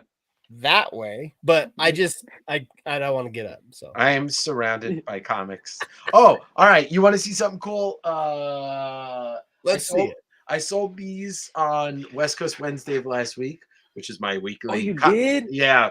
There's a company out, I believe they're in New York, Gray Matter Arts. They do. And this is Gray Matter. I looked into it. It just doesn't have the logo, but it is Gray Matter. Gray Matter is one of the couple of licensed Marvel. They do prints, lithographs, seriographs, stuff like that. And they put these on sale a couple of months ago, maybe like 5 months ago, and they sold out. But these are, this is a sweet high-end print of ASM 300. And did you show that on your channel? I showed it on the show on Wednesday, and it was okay. I saw that. Yeah, and is numbered out at 200. I had 3 of them. I sold 2, and I kept 1. Which number did you keep? I kept one of the 60s. Okay. Yeah, and but it's amazing. They did the Hulk 340 cover, but Josh, you might want to check out Gray Matter Art. There's probably some interesting Wolverine prints on there. I got to imagine there is. But that's just something a little fun to show off. That's cool. Yeah, I got to ship those out tomorrow. Hey, a little while back, I was going to do a giveaway. This is a sick card. PSA 10 from 2009 SpiderMan Archives. Wait, right? You're about to give that away? No, sorry. I'm going to give it away. Oh, I'm entering. Away. What's the hashtag? I don't need to hear anything else. What's the hashtag? I'm pretty sure it's probably going to be SpiderMan. All right, let's go. No hyphen. SpiderMan, no hyphen. But I just want to do a giveaway. This giveaway was actually, can I explain this giveaway? Yes, sorry. Actually was supposed to go on your year episode. Oh, for real? Giveaway, right? Wow. I messaged Spidey about it. I was at my son's baseball game and all that stuff. I didn't get a chance to put it up. I messaged you after. You guys saw it after I messaged you after. You're like, oh, I didn't see that, after you guys were done. Oh, but, okay. I wanted to give this away. So technically this is a giveaway on my channel, but it was to celebrate your year anniversary. It's a retro giveaway. It's the Marvel show. Well, that is really nice. So I appreciate that sentiment, and it's exciting that you're going to give it away. And that artwork is sick. And Rittenhouse has some really underrated, dope cards. Man. Yeah, so I'm going to go ahead and hashtag SpiderMan. I'll set it up right here and give it away, baby. Charles is predicting that he won, but he's very confused about how the future works. Oh, our numbered friend is with us. Hello. 878-413-566-4158. Paul Dad. What are you singing that one song? I was trying to sing it in that tune, but it doesn't work. Okay. Good morning, Paul. Pump it up. Paul's probably on the other side of the world. Or unless he's just saying good morning because it's, maybe it's 6 hours or 8 hours later. You've seen the Venom card of this set, right? There's only one Venom card. I don't think so. Man, it looks so sweet. I'm going to Google it. What year is that one? It's 2009 SpiderMan Archives. There's actually, this is the regular base version. There's foil versions as well, right? So this is just the base version. Oh, I know that. That card is so chaotic and crazy looking. I know the card very well. Oh, for sure. Yeah. It wasn't it a comic book cover? It was a comic book cover. It probably was. Let me see. What is it? What is it? 2017 SpiderMan Archives? No. 2009. 2009 SpiderMan Archives. Archives Venom card. Wild Venom. Is it Kirkham? I don't know who drew it. No, I don't know. Wow, it's sick when you blow it up too. Yeah, it probably is. It probably is Tyler Kirkham. It probably is. Let me see. Can you share your screens? I don't think I could share my screen. I think you can share it, and then I can add it. Oh, it's Angel Medina and Scott Hanna. Pep Killer, what up? Hand 4 letters. Hello. Stevie B. Pep Killer. Yep, we do. This is the back of the card. There you go. I shared my screen, Josh. Oh, good. There we go. Add to screen. There we go. Yes, that's it. That's it. Yeah, it's pretty dope. It's crazy. It's different and it's crazy and chaotic, like you said, Manu. Very sick. Yeah. Very sick. That whole Spider-Man archive set. It's just it's a very nice look at set. look at Legion, lower right. Look at Legion, Captain Buttcrack in the building. I see a Legion slab.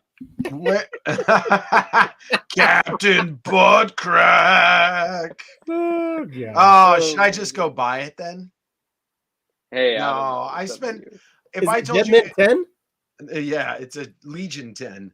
But if I told you how much money I spent this weekend, you'd all probably punch me in the face. Legion 10, yeah, it's an inside joke now on the channel. What? You bought some major stuff? Yeah, well, I bought a laptop, but I also bought some major. Oh yeah, stuff. we talked about that. Yeah. Cool. Oh, Brittany has this whole set in foil, I believe. Ooh, Except for that Venom one. Like she's like, I don't have the Venom one. She was so upset when she was going through them. So, okay, hashtag SpiderMan. That's gonna be the giveaway. So, good. I love it. I love it. Well, heck, man, I had a couple more questions for you. I know Sin City Cards and Comics had a couple.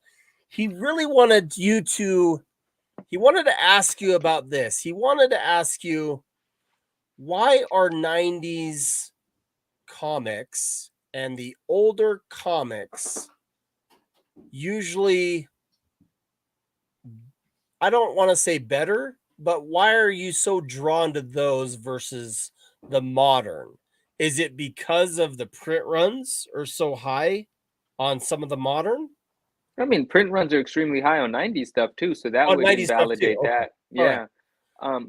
For me, it's generally speaking because I operate off of an organic draw, a magnetism that's fueled by nostalgia.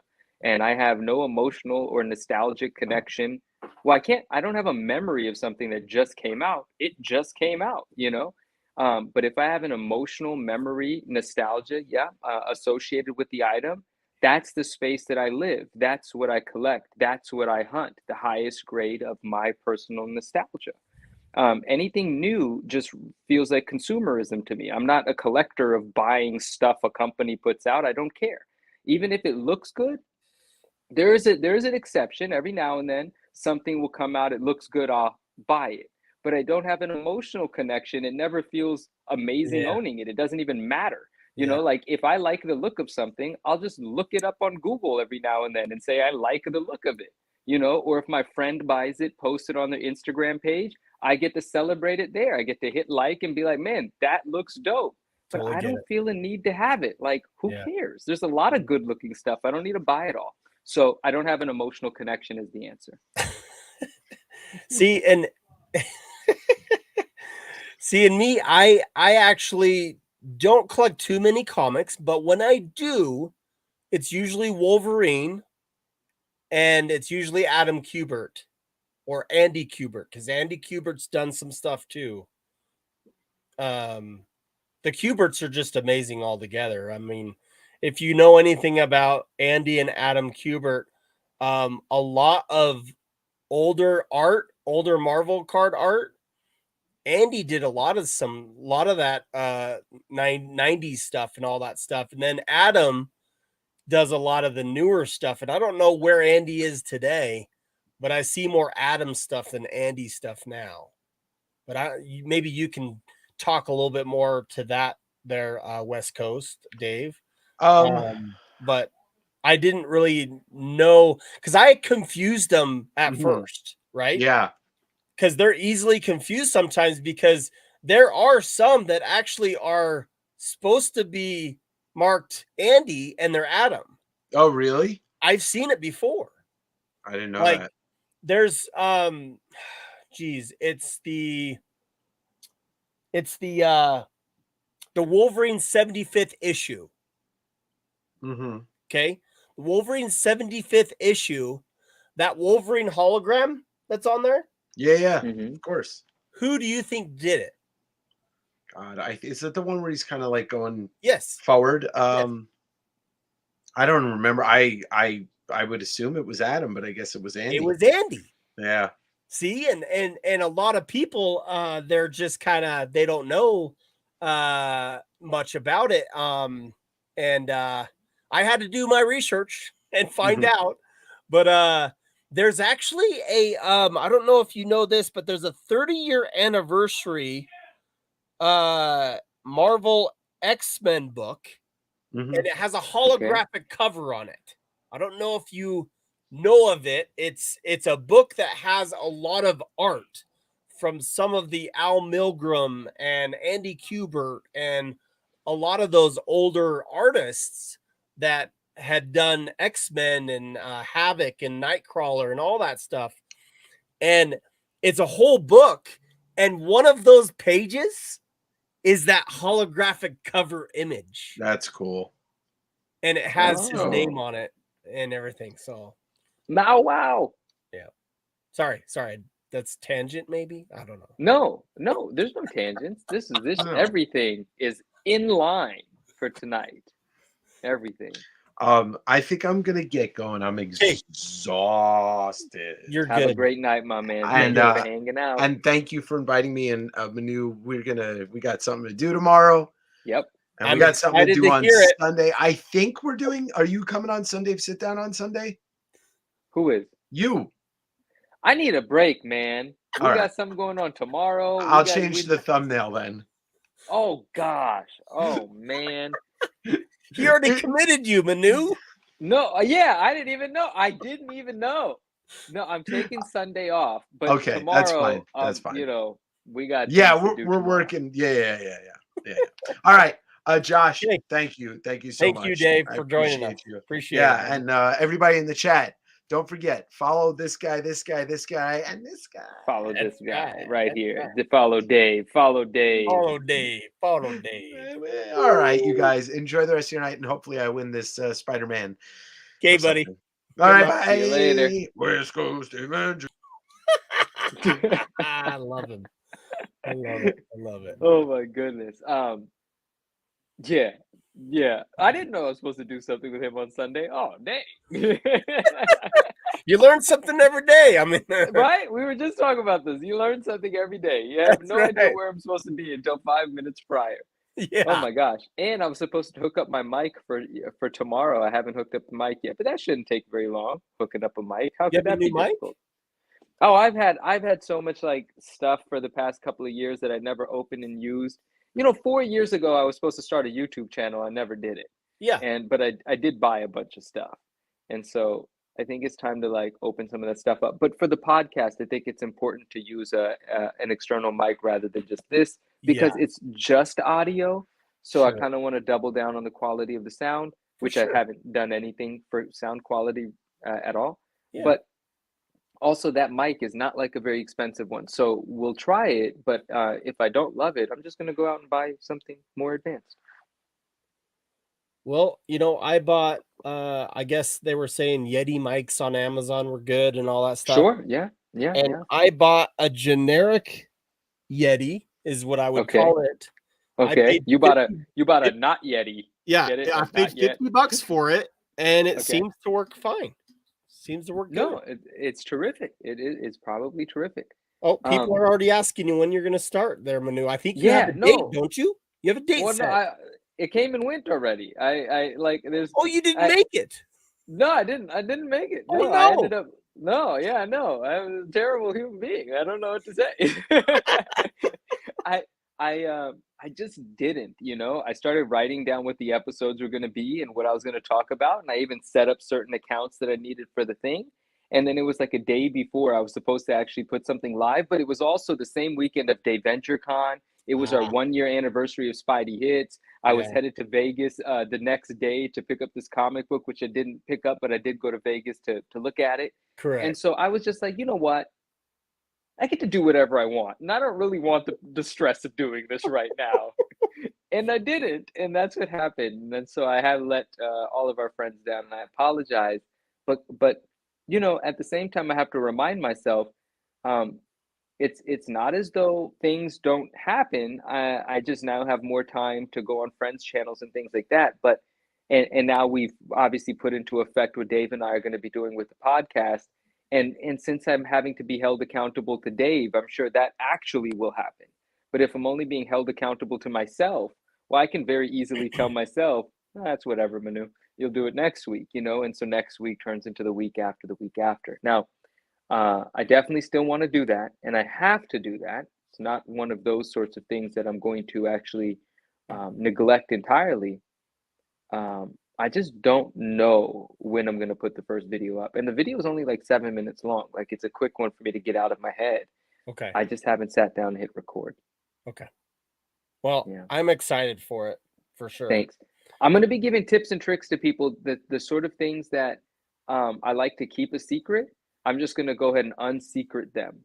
And Well, it's not going to be advantageous to me in the form of my hunting, but it is going to be advantageous in the sense that I think people will appreciate knowing certain things that I've learned over the years. Well, that's another thing is that I was going to ask you. What advice would you give a new collector looking at comic books or looking at things or getting into comics? What would you say would be something that would be you've learned from yourself that you wished when you started back into comics? Okay, back into comics. Yeah. What would you say to those people that are just getting into, like, coming from Marvel cards or coming from Pokemon and getting into comics? Because we all have our own niches, right? So yeah, we all have our own niches, and there's a lot of things to like gravitate towards and pick up. And Dave's giving his number one tip: see Todd, buy Todd. I will echo that. That is the top tip. And I would say see Todd, Adam, buy Adam. See Andy, buy Andy. It makes perfect sense. And this is something that we talked about last week on the Marvel show, or a couple of nights ago. But I think the number one thing, not a tip, not a this, not a that, everyone's going to learn what they do on their own. No one can tell you what's going to work for you. No one's in your head. No one's in your heart. No one knows what you want. No one knows what you're going to stare at. No one knows your budget, right? Yeah. You will fumble around. You will waste some money. You will get coerced into buying something because you were marketed and you fell prey. That's going to happen. And you're going to learn on your own what works for you, what your rhythm is, what your threshold is, right? And I would say just see that process through. No one can teach you your process. You will learn that.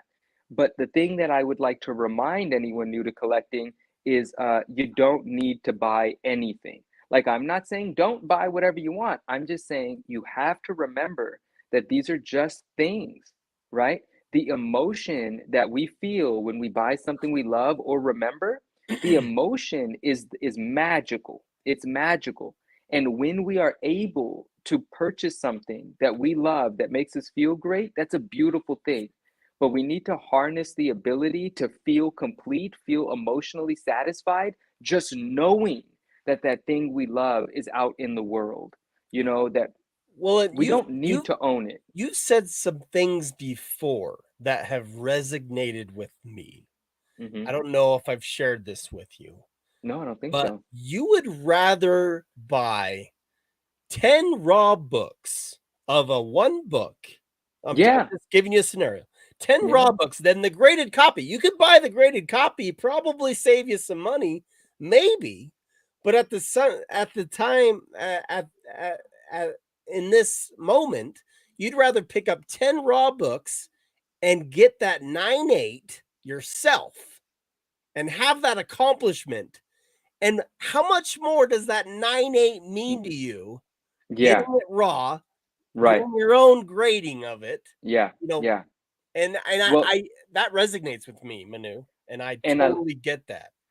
I love that resonates with you, because the thing about that is the involvement that I have in the pursuit of something I love, in the finding it, in the acquiring it, into opening the package when it gets to me, into sending it to my presser, into grading it.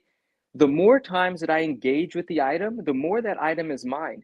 Even if after I satisfy the goal, and even if I sell the item, that item is never not mine. I don't care who owns it. I don't care where in the universe it goes. It doesn't exist without me. The course that it took, went through my life, went through me engaging with it, right? So I like engaging with the things I love. I don't care if I already have them, I want them again. If I sell them, I hunt them again. If I've already graded the 9.8, I try to grade another 9.8. It's not a one and done for me. I just like engaging with things that I love. There's only like 7 or 8 comic books that I really truly love. So I engage with them over and over again. The one thing that I will say though, that you slipped in there and it wasn't out of my own mouth, and I'll tell you why it wasn't, is because when you said, it might just be easier to buy the 9.8 than grade it. For certain things, yeah, but those aren't the certain things that I grade. The certain things that I try to grade are really expensive 9.8s. Those are like my favorite ones. So buying it's not even fun for me. I don't want to just go buy it. Then what?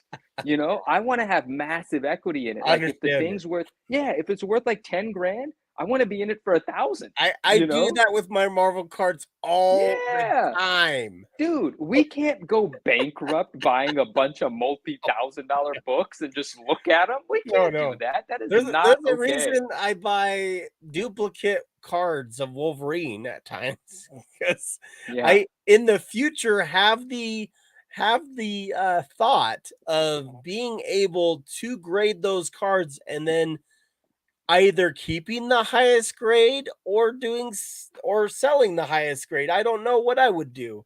Right. It just depends on the situation.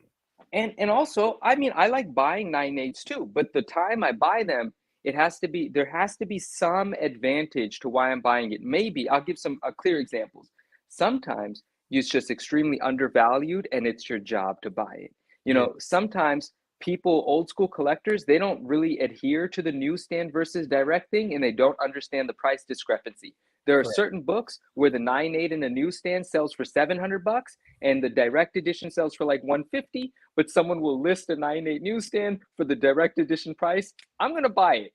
Every single time I'm going to buy it. And then eventually I'm going to sell it because it has built-in equity right away. Because in the community of newsstand collectors, it has a very different price value than in the community of collectors that doesn't adhere to that. And then the other time that I'll make an acquisition is when it's the only one in the world, right? It is actually extreme. Like most recently, it's on the thumbnail here, and it's my most recent post. Batman 423, newsstand 9.8, signed by Todd with the moon corrected in the 2 areas where it's generally put it missing on color. Our thumbnail, I think. It's on the thumbnail, right? Yep. A book like that, I haven't had the honor of having a high enough grade copy to even grade a 9.8 newsstand of that book. Yeah. That was an acquisition, but that was not a easy acquisition. So just the process of convincing my friend to sell it to me and then how much to sell it to me for and all this and all that, it's an adventure for me as well. But I do that very rarely. That was quite a pricey thing. And I wanna bring that in if I can with collector to collector deals. Right? Mm-hmm. Yeah. They're looked at a little differently than, other deals, just because sometimes. Elaborate on that. Yeah. Well, this is what I want to say is I had a SpiderMan metal box, right? Mm-hmm. And I was going to open it with Justin, right? Mm-hmm. Okay. Well, there came up a card and I asked for it on a group, and someone said, "Hey, if you have a SpiderMan metal box, I'll just trade you straightway." I'm like, what? Okay. Yeah, let's do it. So I lost the SpiderMan metal box. I had to get another one. So I had to purchase another box and I wasn't big into SpiderMan metal. I only bought 3 boxes of those. I think I bought 15 boxes of the X-Men metal when it came out. Sure. Yeah. The Spider-Man metal I wasn't way big into. There was only a few Wolverine cards. But I had to get this card. And it so happened to be that the guy said, "Well, I don't have it with me." I'm like, "You don't have it with you?" And he's like, "No, it's being graded currently at PSA." I'm like, "Okay. I don't know the grade yet." I'm like, "Okay. So grade unseen. I don't need to see the grade. I know what the card is. I already knew what the card is. It's already a rare card." Okay. Yeah. So I said, "No, I don't care what it is. I will go ahead and send you this SpiderMan metal box if you agree, whatever the grade is, you're gonna send it to me. It ended up being a PSA 9. Wow. I was so stoked. And this was a 2013 Fleer Retro Power Blast of Wolverine. Oh, okay. Okay, Cool. it's Very special. cool. It's special. Yeah. So, but no, it was great to have that. And so I see those times that it's like a fun hunt, or it's like a fun trade. There's a cool story to it. Yeah. That's what I'm after. Like, Yeah. me and Justin have had several trades like that with Spider-Man cards and Wolverine cards. And I know you love that, and I love that, right? Because that's the reason, like, all of my friends try to get me to go to conventions, right? They're like, "Oh, dude, there's so many cool books." So what? Dude, that's why I was trying to get you to go. I know, right? But I'm just like that. I'm not a retail shopper. I don't just go sit there and like stare at the wall and Not pay why someone's you premium go. price. That's why people try to get me to go, right? Like, not That's you. not how I went. You had a That's different. not No, how I took it. no. You had a different Different take on agenda. it, and you almost got me, right? But then Gotcha. I got to be true to myself. Like, I just don't care. You know, it's like that excitement isn't exciting to me. And we just got to be honest with ourselves. And the comparison that I draw is, I love certain artists, music. I'm talking music. I'm going to compare to music. I love certain musicians, certain writers, certain performing artists, right? I never have a desire to go to the concerts. No desire. Listen, I already like your song. I'm listening to it in my zone, in my, when I feel like it. Why am I going to spend money to stare at you? What does that do? Does it actually make me your friend? No. Do I now have your phone number and I can have you come to my niece's birthday party? No. Doesn't do anything. I am just in the audience now, spending hours of my time removed from my comfort zone, paying you to watch you.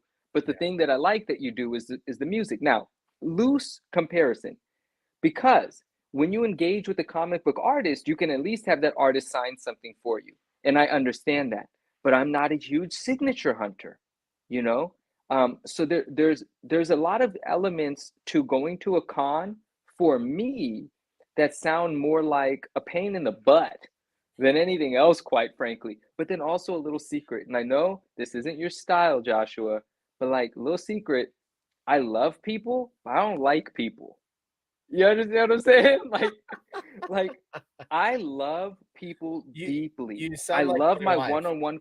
Say again? Yeah, well, She doesn't like a lot of crowds. She I doesn't like. can't stand it. Yeah. I can't stand it. I'm a germaphobe. Stop breathing around me. Don't talk so loud into my ear. You just spit.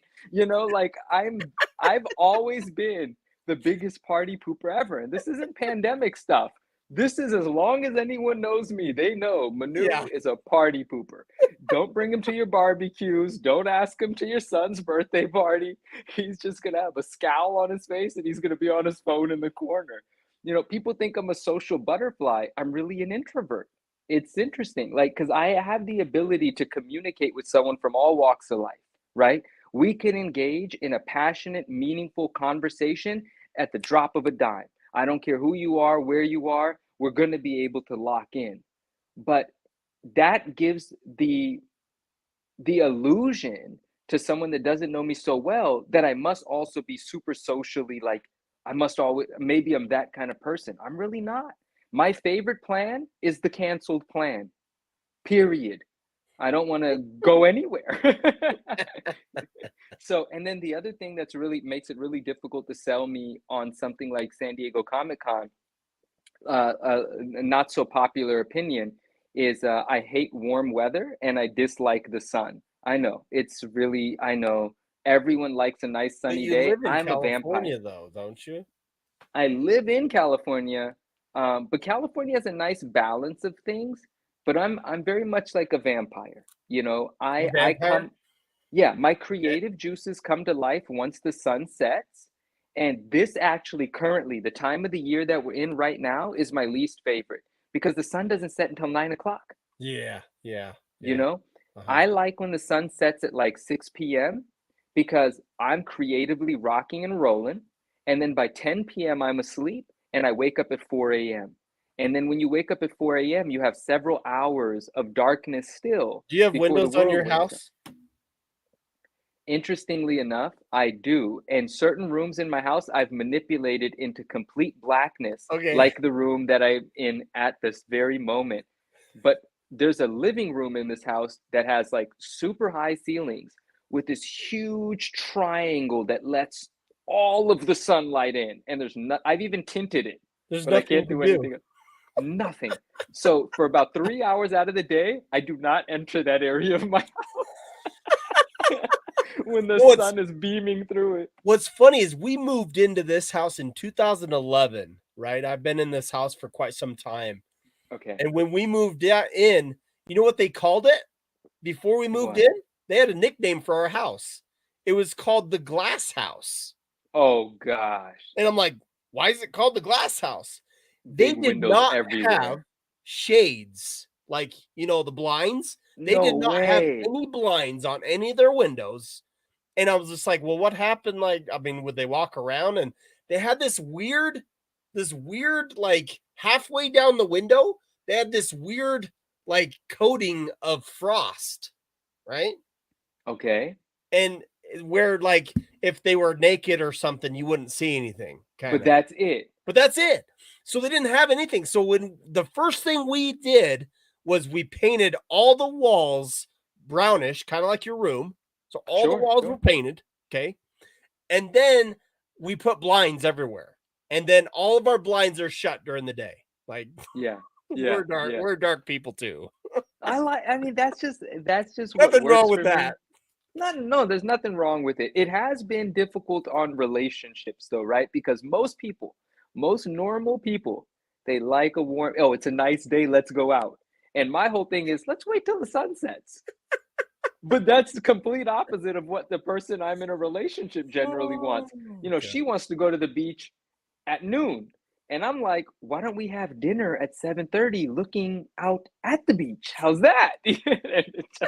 That's why relationships last about 6 months and then they're done. Because I'm very difficult. Well, you know what, Manu? I hope our relationship doesn't stop. And here's what I wanted to say with you tonight. Yeah. There was a couple episodes that you kind of didn't get me or something on some of the stuff. I was like, is he mad at me? Is he being Right, mean to me? What's he doing? And I think it was like totally some sarcasm that just wasn't coming across correctly. It happens sometimes. At all, right? And you're just like scratching your head. What is this? Does this guy have a split personality? What is going on with this guy? And I just want to say, once you get to know me, you understand some of the humor that I have and all that stuff. And people just have said that to me before and everything. But at the same time, I've appreciated you on the Marvel show. Yeah. Not just with your take on stuff, but I think it's unique to have, and this is kind of why Sin and myself work, because I'm into cards, he's in a lot of comics. Yeah. And I think that type of just relationship or duo is like gangbusters for content. I mean, I just think that a relationship like that is just great to have that. I mean, you can't have light without dark.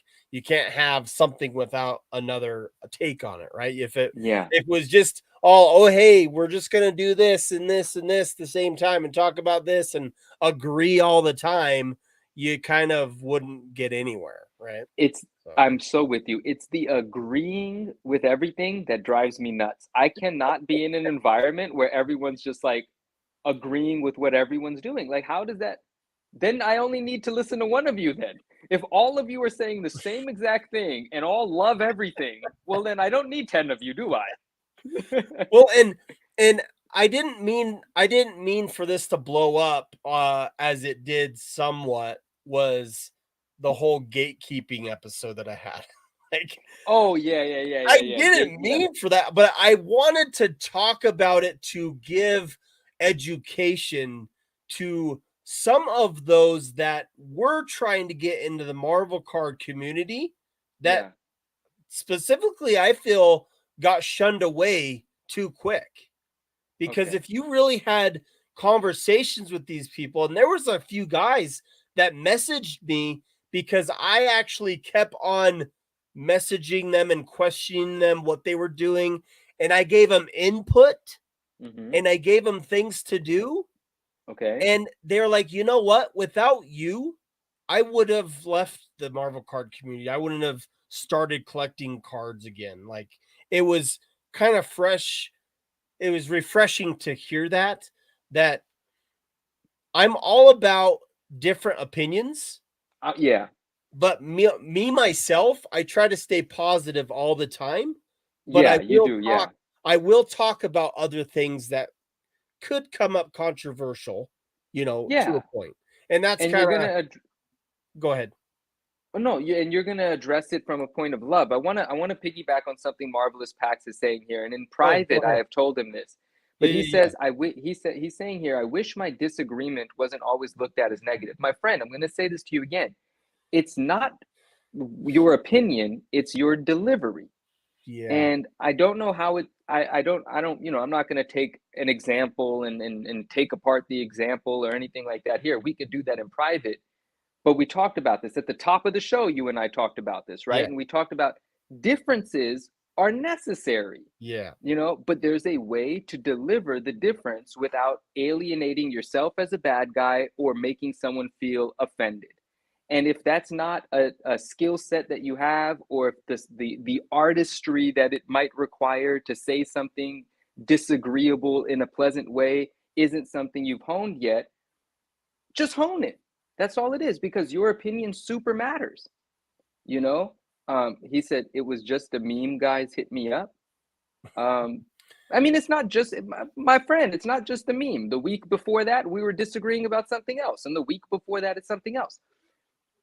It's in the delivery, my friend. Yeah. It's in the delivery. You don't have to believe me, but there's not that many people that are going to disagree with me. And I'll tell you that much right now. It's in the delivery. All right. And I love you. That's the only reason I'm saying, I love you. I tell you, I love you all the time, And so, and I want Marvelous Pax. I want his opinion to keep coming out. Yeah. If there's something that he sees that he's like, what's going on here? I want him to say, what's going on here? Don't make a meme if you want. I can't tell you what not to make and what to make. But you could also just be like, man, you don't have to listen to anything I'm saying, my man. Keep doing what you're doing. And if I got a problem with it, I'm just going to let you know, and we'll have a conversation with it, and we'll still love each other. Who cares? None of this is a big deal. I don't remember calling you shady. When did you do that? I don't remember doing that, because I've always been. So let me just talk about Marvelous Pax a bit, because he came in to be the earlier Marvel card content creators. He was probably one of the best supporters of every Marvel card content out there. I've seen him be very enthusiastically supportive. He was on Instagram with a lot of us. He was on a bunch of our earlier videos. He did a box break with Spidey, and it was Sketch Card Hive. It was 2020 masterpieces, I believe. They did a break or something together, a battle or something, and I think Marvelous Pax won. I've always been a fan of his collecting and the way that he is as a person. I've loved it. We've had disagreements in the past, and he could probably come up with a lot of things that I said, but I'll be honest, and I want to be honest to my whole channel. I'm not always the best vocally when I say things. I'm not perfect. Fair. Yeah, I say things sometimes that may come across some offensive sometimes to others, but I don't mean it. And if my sarcasm comes across that way, I would love to explain myself and explain where I was coming from. That's kind of where what I just said with you, Manu, earlier with some of the things that I say on chat. You weren't understanding me that one night, right? Yeah. And it's just that way. It's a disconnect. So if as long as we come together, not agreeing together, but as long as we come together and see one of my opinion versus your opinion, we should come together as mutual friends if we like each other, like if we like each other, right? And a lot of us like each other because it's not because we're not personally attacking one another if we're disagreeing with someone's collecting style, right? yeah. And so what you're saying is communication is so important, right? And if I misunderstand something in writing, where Marvelous Packs, I'm going to read that in a second, and thank you, my man. There was Steve Dog, Chris, Steve Dog, right? He was in the chat a couple of nights ago while we were having that conversation. I was discussing something with Alonzo. He said something, he wrote something, and I misunderstood it. I didn't realize that he was referring to something that Justin had said, and I thought he was saying it to me, right? And I was like, Sure. but I'm not doing that. Yeah. And he said, it's just honest conversation between friends. And I was like, this is an honest conversation between friends, Alonzo and I. And that's exactly what he was talking about. But I took it anyway. I'm getting a little rambly. Basically, what I'm saying is in text, I didn't understand it. And I felt some kind of way. And I said that because I'm very vocal, but there was no disrespect at all. And then we went on and had a nice conversation for hours still. And Steve Dog was with us. But Steve sensed that I took it wrong. I didn't get it. And so he DM'd me. Why? Because we have relationships and we can do that. And we had a conversation. And I told Steve, I said, Steve, my man, I owe you an apology. You're so spot on for recognizing that I didn't understand your reference. And now that you've provided that clarity, I know exactly what you're referring to. And you were on my side. And here I didn't even realize it. I thought you were actually opposing me, which is perfectly fine too. Not saying that you're only my friend if you're on my side. But at that moment, I didn't realize that he was actually standing up for me. But since we have communication, he was able to let me know, Manu, you took it wrong. And I was like, dang, I did. I'm so sorry. And that's it. Communication is key. So what do we have on the screen here? So Marvelous Packs brings up a topic that I have wanted to explain. Okay. For me. Okay. Now, he said, I'm amazed that you support some people that have said nasty stuff about you behind your back, Josh. I'm just different. Right? Okay. So, I have had people every day, like everybody's like, okay. Once in your life, do you ever get somebody that dislikes you? Yeah. Right? Like it happens. There will always be people that will not like you, or they will not like the way you are, or they just anything. Yeah. It just doesn't click with some people. Your personality, let's say. Okay. Now, if let's say this, let's put it on you, Manu, what you would do, and then I'll say what I would do. Sure.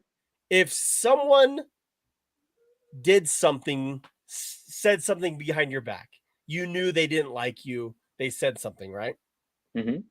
But they put out content that you agree with, content that you like, content that is not negative, but it's positive content.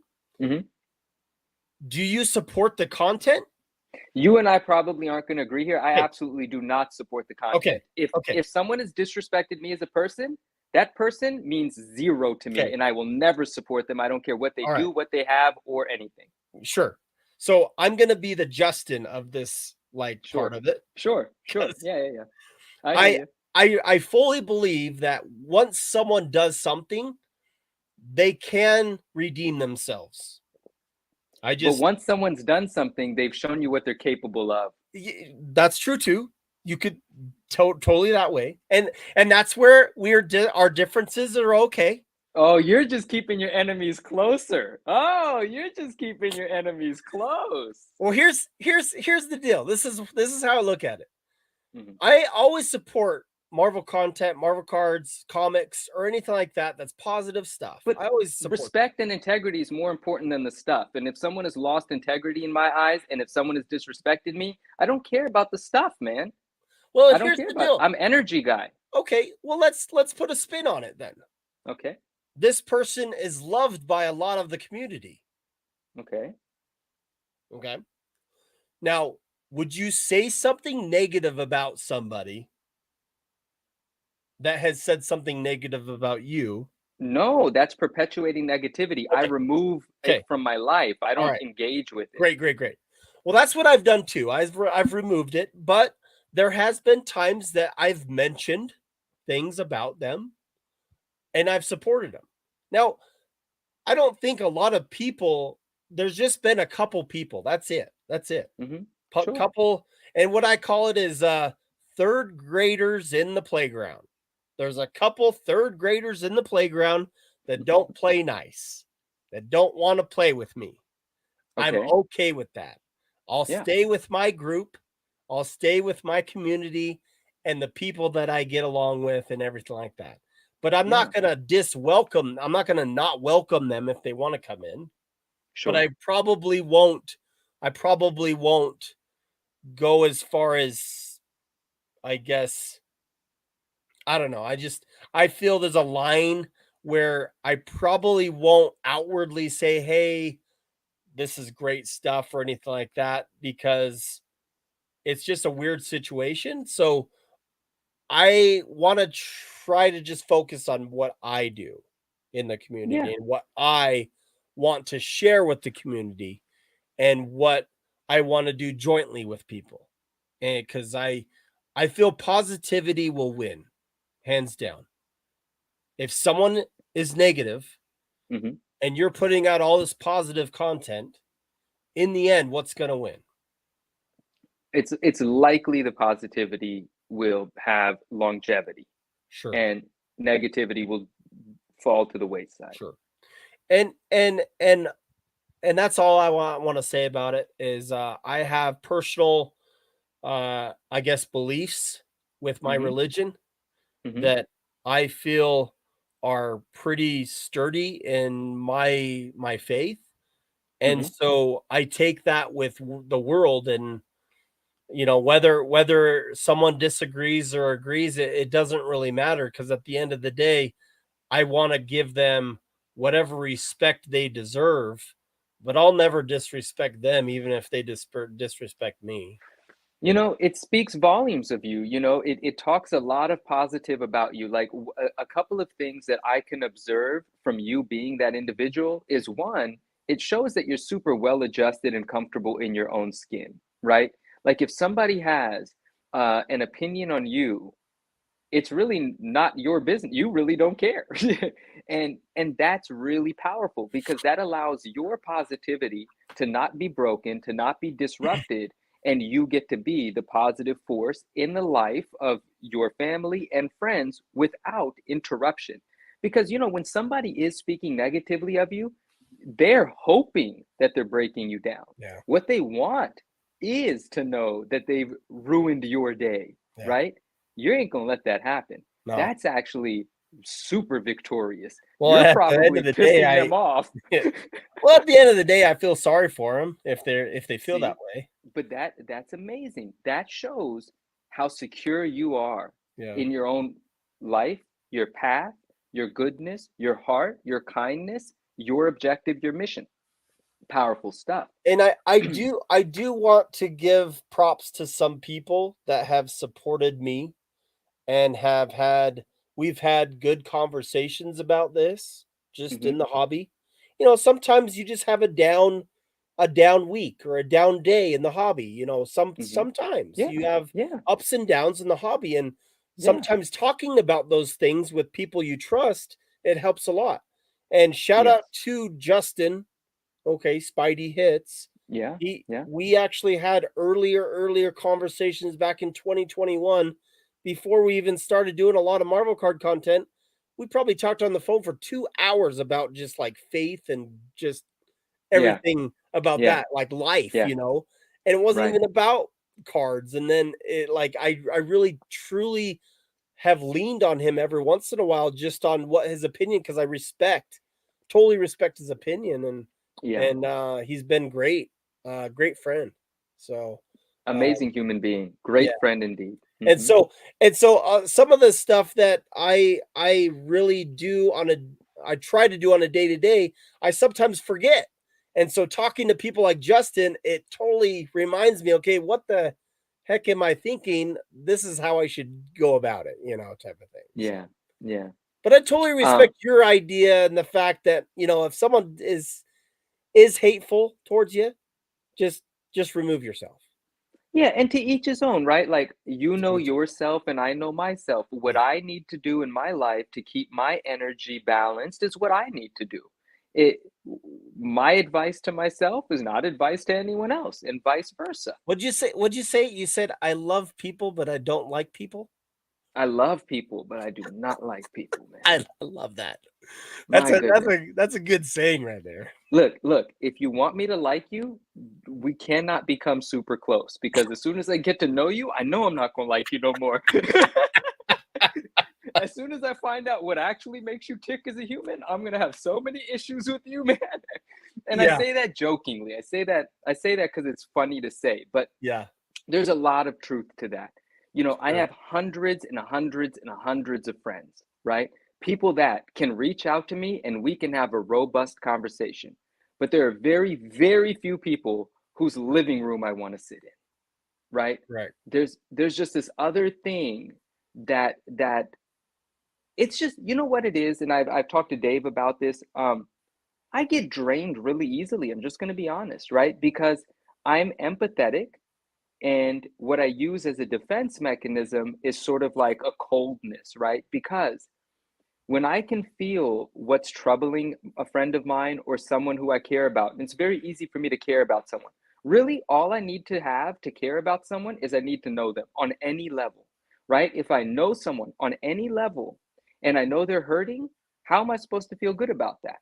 I can feel that, right? And so the more acquaintances I have, the more relationships I have, the more things I'm feeling. And I absorb those feelings and it affects my balance. And so that's where that comes from. Like, I love people, but damn it, you guys ruin my day sometimes when I have to hear all the stuff happening in all of my friends' life and I don't know how to shake it off. Yeah. I wear that weight with me. So I actually just have started to distance myself in recent years. And it's what I needed to be at peace. Still love everyone. I'm just not in everyone's face as much as I used to be. It's just too draining for me. So real quick, Marvelous Packs, I just want to go back to this little meme. Yeah. I commented on it because I didn't know anything about this 90MU. It's just like it's like how you saw it. You're like, 1990MU, why are they pumping that? Like, just real quick. Yeah. Your head. I thought the same thing. It's like, oh yeah, I don't know the sudden surge of that. So that's why I commented on it. But I didn't go into depth of what was said. I think really Marvelous Pax was just wondering why it was happening. And that's what I wanted to comment on, is I didn't know why people were doing 1990MU. I thought what was going to happen. This is what I thought was going to happen. Like, honestly, they were going to talk about 1990MU, and I had nothing against the video that him and Valor did. Right. But then right after that, Sketch Card Hive and Alonzo opened a box, and I'm like, whoa, like, what's happening here? Right, Charles, that's hilarious. Anyway, yeah.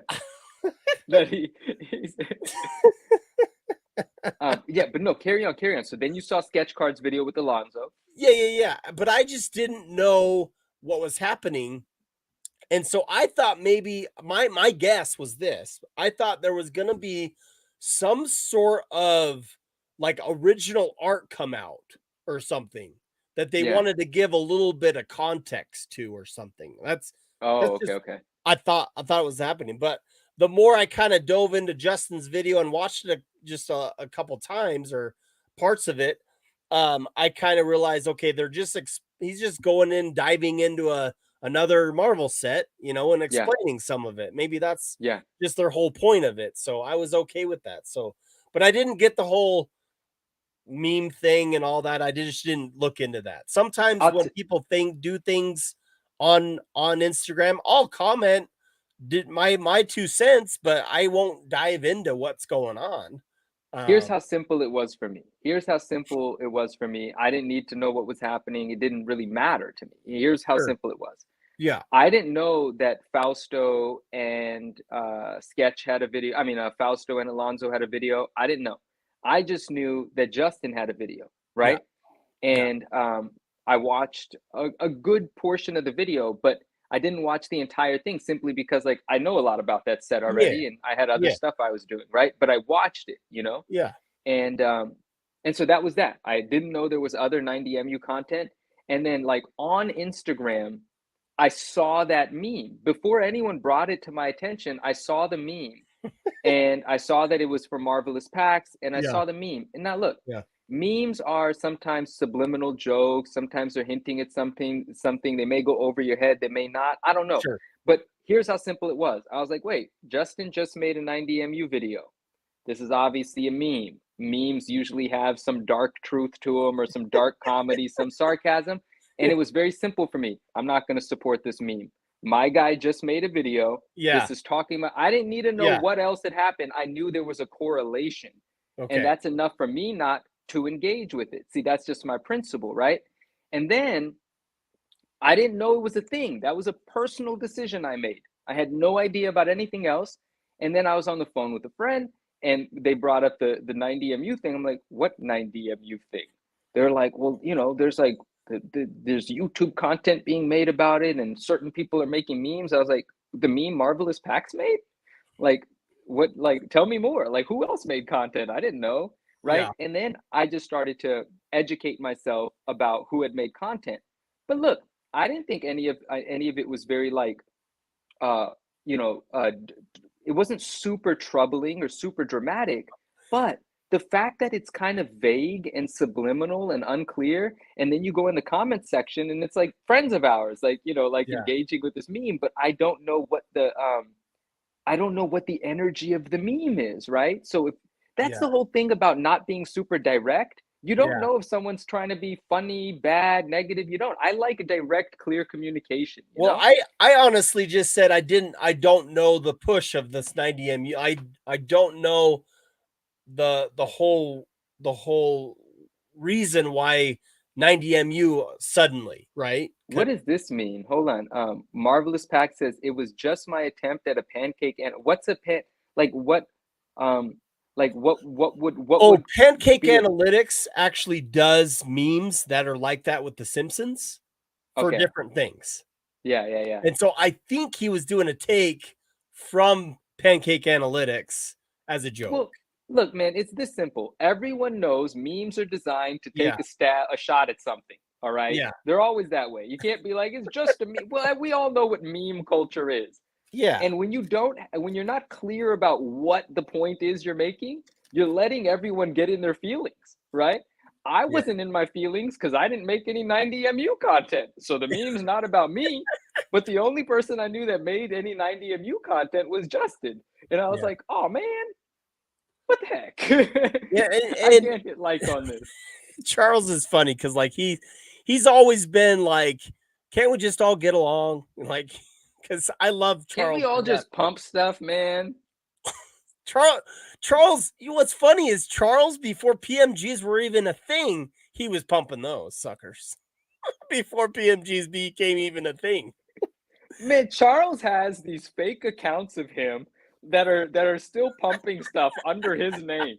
And they're like these ghost accounts that are like trying to get you to buy Litecoin every day and Bitcoin every day. It's like, Charles, who? Maybe it's actually really Charles and it's his excuse that there are these ghost accounts. I see what's happening here. Yeah. That's funny. But no, man, like the meme's not that big a deal. I think the biggest thing is just we're a small community, you know? We all pretty much know each other. We're all capable of getting in our feelings and saying something snarky to the other. And we do have these little tiny cliques of like-mindedness, but they get, you know, we all intermingle, you know, even the cliques come together and form like a larger group of friends. And that's all, that's what it is.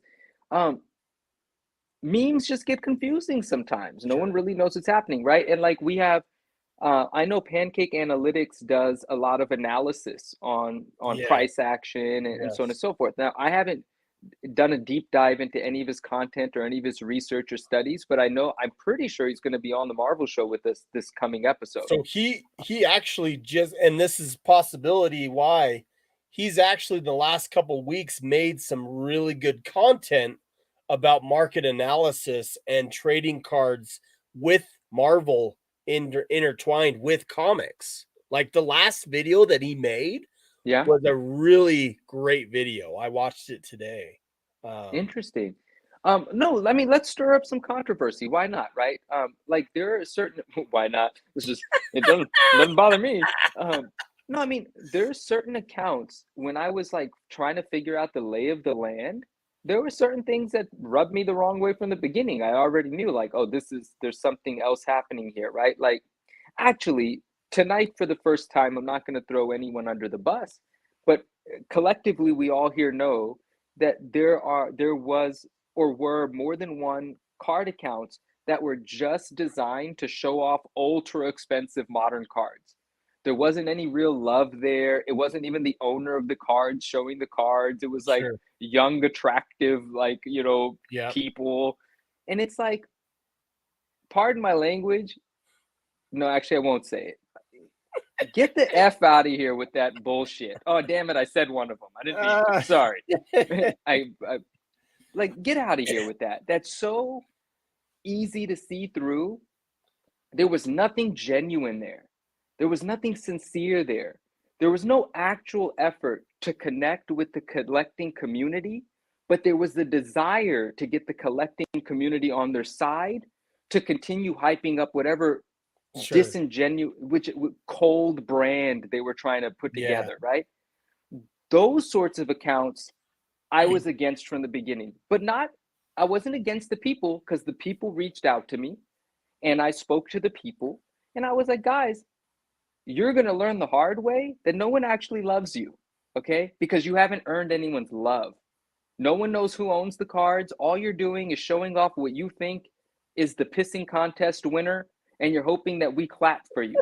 Let me tell you, there might be a few people that'll clap for you for the moment. They'll get exhausted of clapping for you because you're not one of us. You're not here for the right reasons. Yeah. And we're not going to build your agenda for you. Sure. Because it's not mutually beneficial. All Yeah. right. There's love in this hobby for $5 cards and 5,000 and 50,000. Okay. But you have to build your foundation of purity here. And that's how it doesn't matter what you collect. There has to be a sincerity. Those were the only accounts that I was like, this is nonsense. These people can go. But the rest of us here, no matter what we collect, no matter what we disagree with, we really are a small community of people that can all be friendly with one another. Yeah. Yeah. Memes just open up the door to who we say that about. It keeps that little, that's what memes do. You never know what's going on. So people get in their feelings, right? Yeah. But that's all it is, man. Like MPAX ain't going nowhere. He's going to be a part of this community. I'm not going nowhere. I'm going to be a part of this community.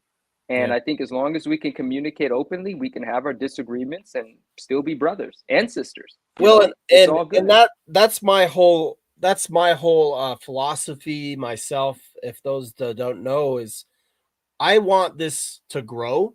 Some may not. I'm just saying, like, I think growth is a healthy thing in a collectible realm.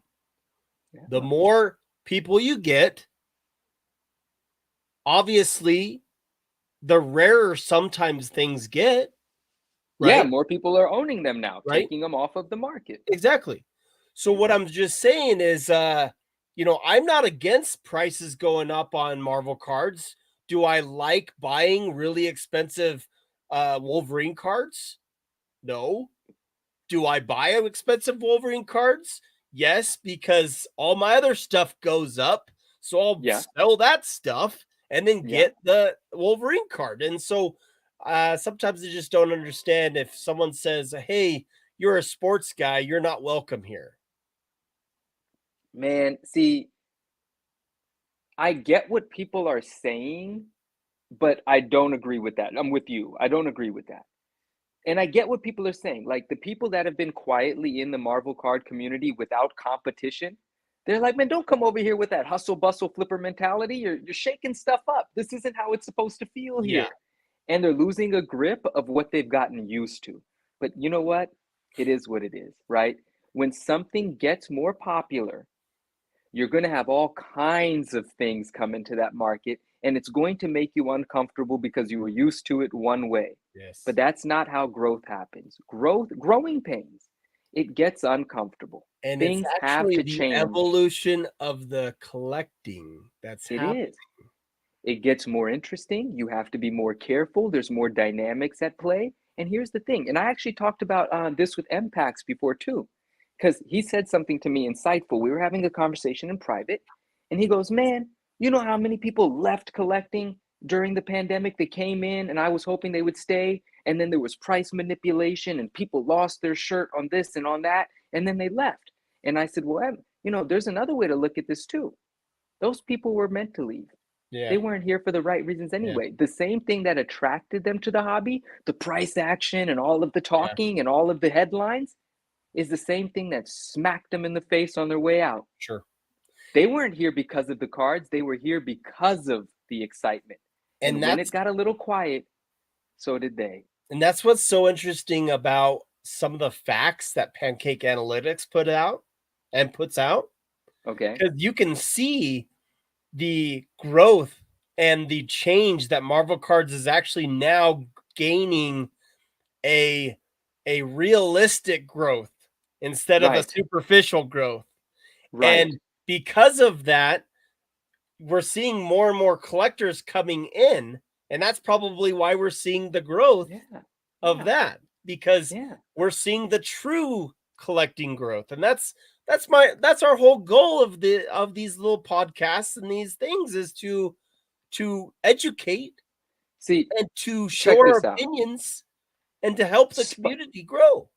Look, only sustainable growth is slow and steady growth.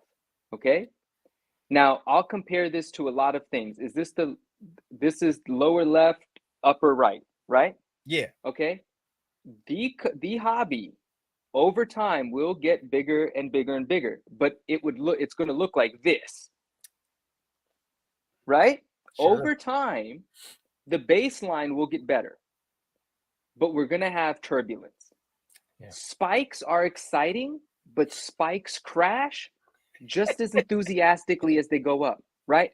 You put a celebrity on a screen, a couple of people will write some articles. It doesn't actually, it's not sustainable excitement. It's flash in the pan nonsense. Yeah. And that's beneficial for some people in that moment. But the only thing that is actually sustainable is love, is someone coming in because they naturally want to be here.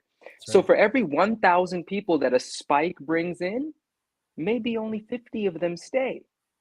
But that's fine. Slow and steady is building a foundation. Spikes are just excitement. Spikes are just things to talk about. And just as quickly as spikes happen, they say it's a staircase up, it's an elevator down. Sometimes it's an elevator both ways, right? And it's also healthy. You get this enthusiasm. People are able to sell things for all-time highs. People are able to pay off debts, buy new things for their collection. And then you have a correction, right? And then you have kind of a new period, a new era of quiet collecting, just buying things at a baseline, adding to your collection. But when that's happening, the casual observer is like, oh man, it's not exciting here. That foundation that gets built of people's collections and purchases during the quiet seasons, that's what actually allows the baseline for the next enthusiastic spike. And then we get to have fun in that. But on the other side of that spike, there's a bunch of people that are going to lose their shirt. That's just how it works. And they'll get shaken out, and then we'll bubble a little bit again over the next couple of years. It's very natural. And I think it's all I think it's very natural, and I think it's all healthy. And we just have to appreciate the fact that if we love something, there's probably quite a few other people that love it, and that foundation will continue to build. The shenanigans are going to come and go. They're seasonal. What are you going to do? If there's money, there's going to be some funny business. It is what it is. Correct. And if we can have fun just seeing how some of the things happen or don't happen, that's man, it's just a ride. you know? The next time something crazy happens, I hope I have one of those silly cards to sell for so much money. Okay? I never sold $100,000 PMG. Like, I would love to. I don't have any PMGs, so I'm not set up for that opportunity. But maybe I'll accidentally have whatever the next hype cycle thing is, and I am going to happily sell into it. But at the same time, I'm going to say to our friends, not to some multi-millionaire worth 100 million buying some $200,000 card. He could do whatever he wants. What do I care? Yeah. And he doesn't care either, he or she. But Yeah. to our friends, I'm always going to say, guys, forget about the FOMO. If it affects your life to buy it, do not buy it. Correct. If you cannot actually afford to own it, meaning you've spent the money and now this has taken the place of the money, you don't have to sell it to pay the bills. You'll never feel pressure to sell it. You won't get your feelings hurt if it goes down in value. If those things don't apply, you cannot actually afford to own it. You know, buy what will not screw you, and you're gonna be fine. It doesn't matter if it's the hype cycle or not. You know, That should be your next post. Buy what will not screw you. Buy what won't screw you. Yeah, yeah, beautifully said. Buy what won't screw you, man. And Charles is right. It's the psychology of markets, and it's the psychology of absolutely every market, right? And someone said here, it was Vintage Lord says, you know, where are they now? Alpha cards, LOL. Now, Correct. I didn't directly say anything, but I've spoken to, you know, the people that run Alpha cards, and it's one of the things that I said to them too. I said, dude, like, I get it. You want to show off big cards, but like, no one really cares, man. It's not like it's their big card, Sure. you know? Sure. If you develop an emotional connection with your friends and you develop a following that way, that's different, right? Yeah. If you show off something big and you tell the story about why it means something to you, someone can connect with that. But if you show off something big and be like, this is worth $1 million. Yeah. What? Who? I don't care. How's that going to pay my bills? So that brings up a pretty funny reel that I did. I don't know if you saw it. What was it? I used a guy that had a UK, like a UK or English accent, right? Okay. And I held up I have that 30-year anniversary Upper Deck 2019 Flair Diamond Relic of Wolverine. I made a whole YouTube video on it. It's a silver card, got comic images in the background, all that stuff, right?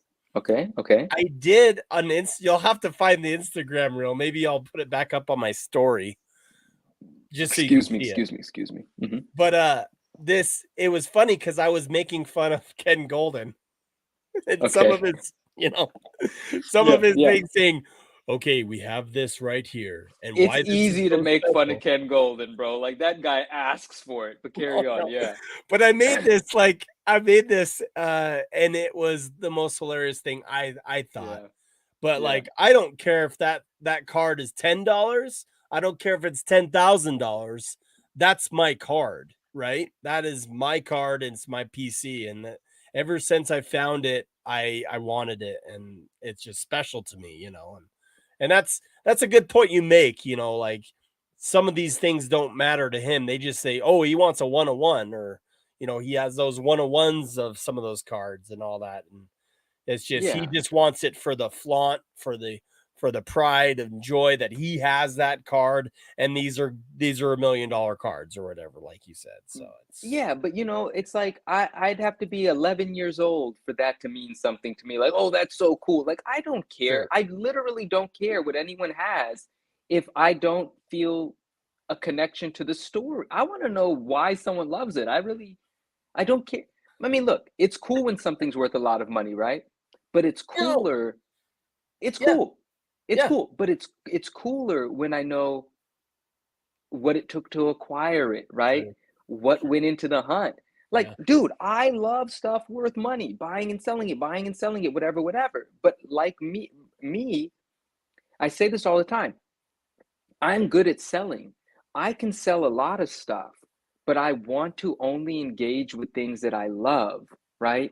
That's the difference. Like, I love owning it. I love selling it. I'll stand behind it. I'm proud of it.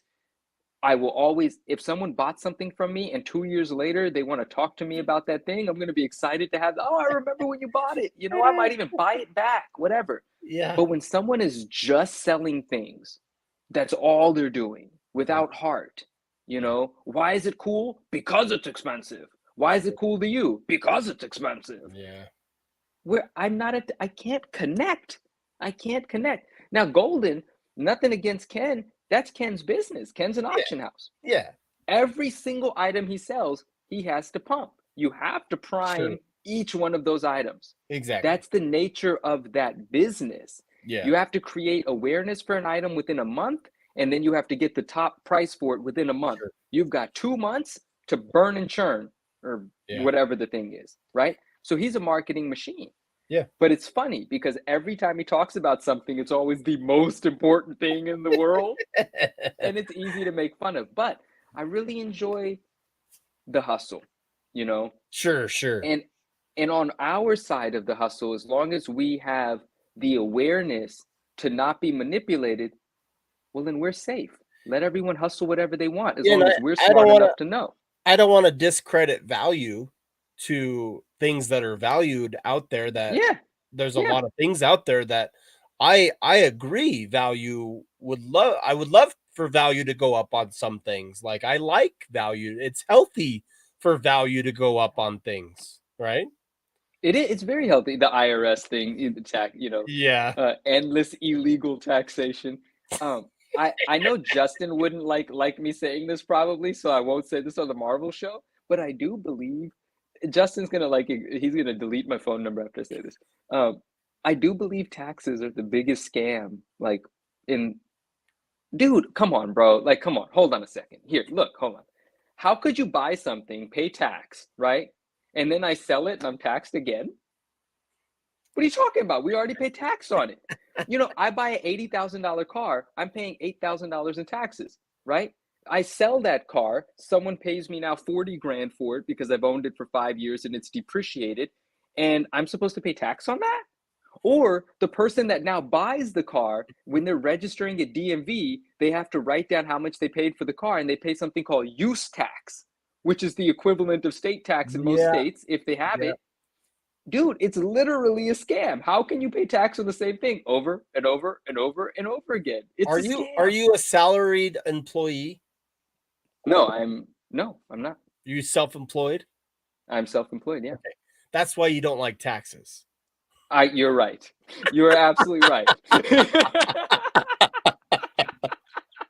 See, when you're a salaried employee, you look a little different because it just comes out of your paycheck and all that stuff.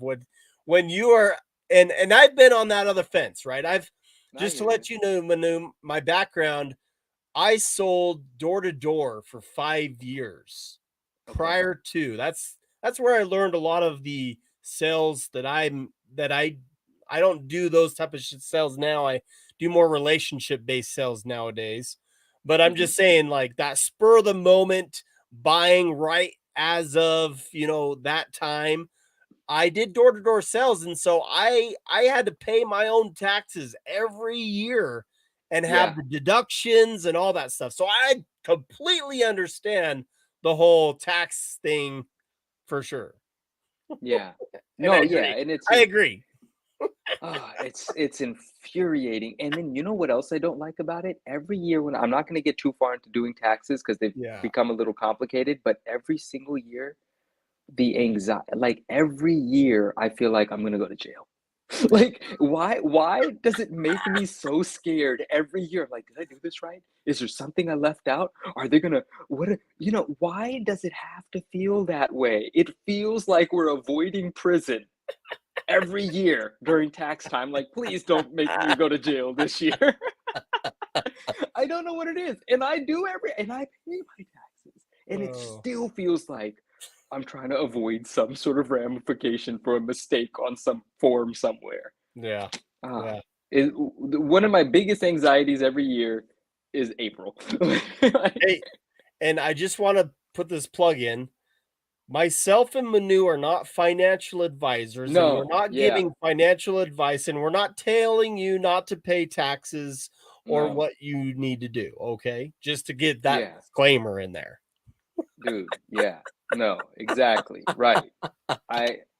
If I ever get audited, I am just gonna say, I'm sorry, just tell me what I owe you. Like, I don't know half of the things that I may have done wrong. Just tell me what I owe you. This is not financial advice at all. That is Yeah, not what I no, do. not at all. Oh man.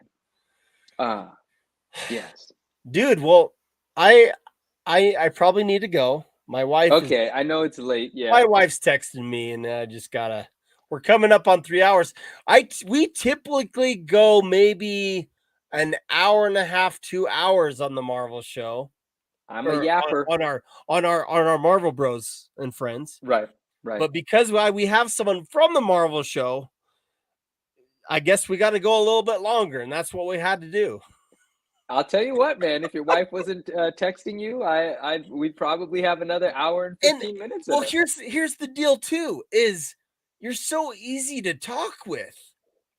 No wonder. Likewise, my man. No Thank wonder you. why Spidey goes 4 hours or 5 hours with you sometimes. It's just the way that you communicate. I feel just with anybody, you just have great conversations. And Appreciate I think that, man. what it is you find I'm not saying that you do this, but you find like the opposite or try to give a different take, the opposite take on something, which is actually great because you can't have light without darkness and you can't have good without bad. I mean, it's just got to come together, right? So, but it's like what we said earlier. If everyone's agreeing or echoing the same thing, that conversation is not going to last very long because you only need one person to give one opinion, right? And so no, I appreciate that, man. And likewise, like having this conversation with you, it's just fluid. We're just chit-chatting. We could ask each other dozens more questions, and we'll just have to do it on another night because I know, man. I'm gonna have you back. That's for sure. And good we'll have to have you back conversation, my with friend. Sin because Sin just missed. Yeah, we got and shouts out to Sin. I hope everything's all right. Yeah. No, we didn't knock it out yet. This is our test episode. Okay, so this is the giveaway. Yeah, there's a giveaway. Giveaway still. Yep, it's still there. Hashtag SpiderMan, guys. Hashtag SpiderMan. It is a 2009 Spider-Man Archives PSA 10 Gem Mint, guys. Gem Mint. This is MDC, it. thank you so much for that, man. I feel very honored to be a part. That's great. So that's the hashtag hashtag Spider-Man. Oh, did you start loading it up? Did you already have the screen? Oh yeah, I've been loading. Okay. Yeah, I've been collecting comments for a while. Okay, cool, fantastic. Let me bring it up here real quick. Hold on. Shout out Ken Golden. Congrats on his show. I want to be on season 2. I'm gonna have to send him an email. Oh. Let's end this one here. Stop screen. Overpower. Let's go. Uh-oh. Who brought up Overpower? Retroverse did. Why? Well, it's an inside joke. Oh, that's an inside joke for me. It's an inside joke. Okay. That's funny. I do have an Overpower card I could give you there. I'll probably send it in your care package there, Jake. I have to send Jake a care package still. Jake is Retroverse, right? Yes. Yeah. No doubt. All right, here we go. There it is. Good luck, everyone. Share it and add it. There we go. Marvelous Pack says, oh, sorry. Hashtag SpiderMan. What were you going to say? Hold on, Sean. No space. Get your hashtag in there, Sean. No space. Is Kellen doing it wrong? What is Kellen doing? He did Space Man. Yeah, you got it. Okay, Kellen, do hashtag SpiderMan. One word. Hashtag SpiderMan. All one word. Andy Shirley, greetings and good luck. Andy Shirley. Hey, those who are jumping in, if you haven't already, please like this video that Manu let's like the video. On it. Great to have him on. Like it. And subscribe if you like this type of content. I try to put out good content. That's what I do. Put out great content. Appreciate it, buddy. All right, should we run it? Let's go. What do we got? What do we got? Okay, finally. Oh, Sean made it Sean in. got Perfect. Or Spider-Man. Kellen Okay. made it in. He finally let's made go. it in. He finally made it He in. did. There we go. All right, let's see who gets it. Good luck, Good luck, everybody. everyone. Can we get to 28? Dave's in. What's it say right now? 27? Dave just entered, so yeah. His hashtag is I'm tired. I think he might. Oh, I am tired. Okay, 5, 4, 3, 2, 1. Here we go. Good luck. Someone's gonna be happy. Someone's gonna be happy. Indeed. Asian and Chunky. Asian Chunky. Congrats, my friend. Congrats, awesome. buddy. PSA That's 10, awesome. 2009 Spider-Man Archives, baby. Send me Beautiful your card. contact info through IG, Marvel Madness, and I can go ahead and send it to you. Congrats. Congrats. West Coast Avengers says Chunky. Yeah, that's awesome. That's awesome. That was fun, my man. That was a great giveaway. That's a beautiful card. Yeah. That was dope. It was a special giveaway because technically it was supposed to be given away on your guys' stream, but it wasn't. Oh yeah, that's sweet. Since That's you sweet. came on, I was just gonna save it. Like, this is a joint venture here. Let's go. Let's just support Amazing. all the positive Marvel content out there. Good to go. So Yeah. And if we've got a disagreement, we'll have a positive disagreement. that's There right. can still be positive That's right. disagreements. That's right. Okay, Manu. Well, thank you so much. And Thank you, my man. That was super fun. those who don't know you, for some reason or another, you're on IG, right? And you have made a YouTube channel. So made a YouTube channel. Haven't contributed any I content think you yet. actually have almost 200 subscribers. I haven't. That's amazing to me. And all I want to ask is, do not Without unfollow, no videos. please. Yeah, do not unfollow. I love that the followers are there. I love that number. Don't unfollow, please. In fact, if it makes you feel good, just follow anyway. Just follow it. Just subscribe, please. Thank you. But yeah, I'm the 9.9 Newsstand on Instagram, and I'm gonna I'm after this is over, I'm gonna kindly ask Joshua to correct the spelling of Newstand in the title for the video. But I'm not gonna say that while we're live. Oops, I did already. Bad. Yes, I will do that. No, the word Newstand is weird to have 2 S's. Oh, It's just you want to write it with 1 S. I know. I only know how to spell it because it happens to be my name, so I memorized it. All right, man. You have a good night. Thanks, guys. You too. We appreciate you. Bye, everybody. Have a Great wonderful stuff. evening. Love you all. All right. We'll see you guys. Bye. Catch you later.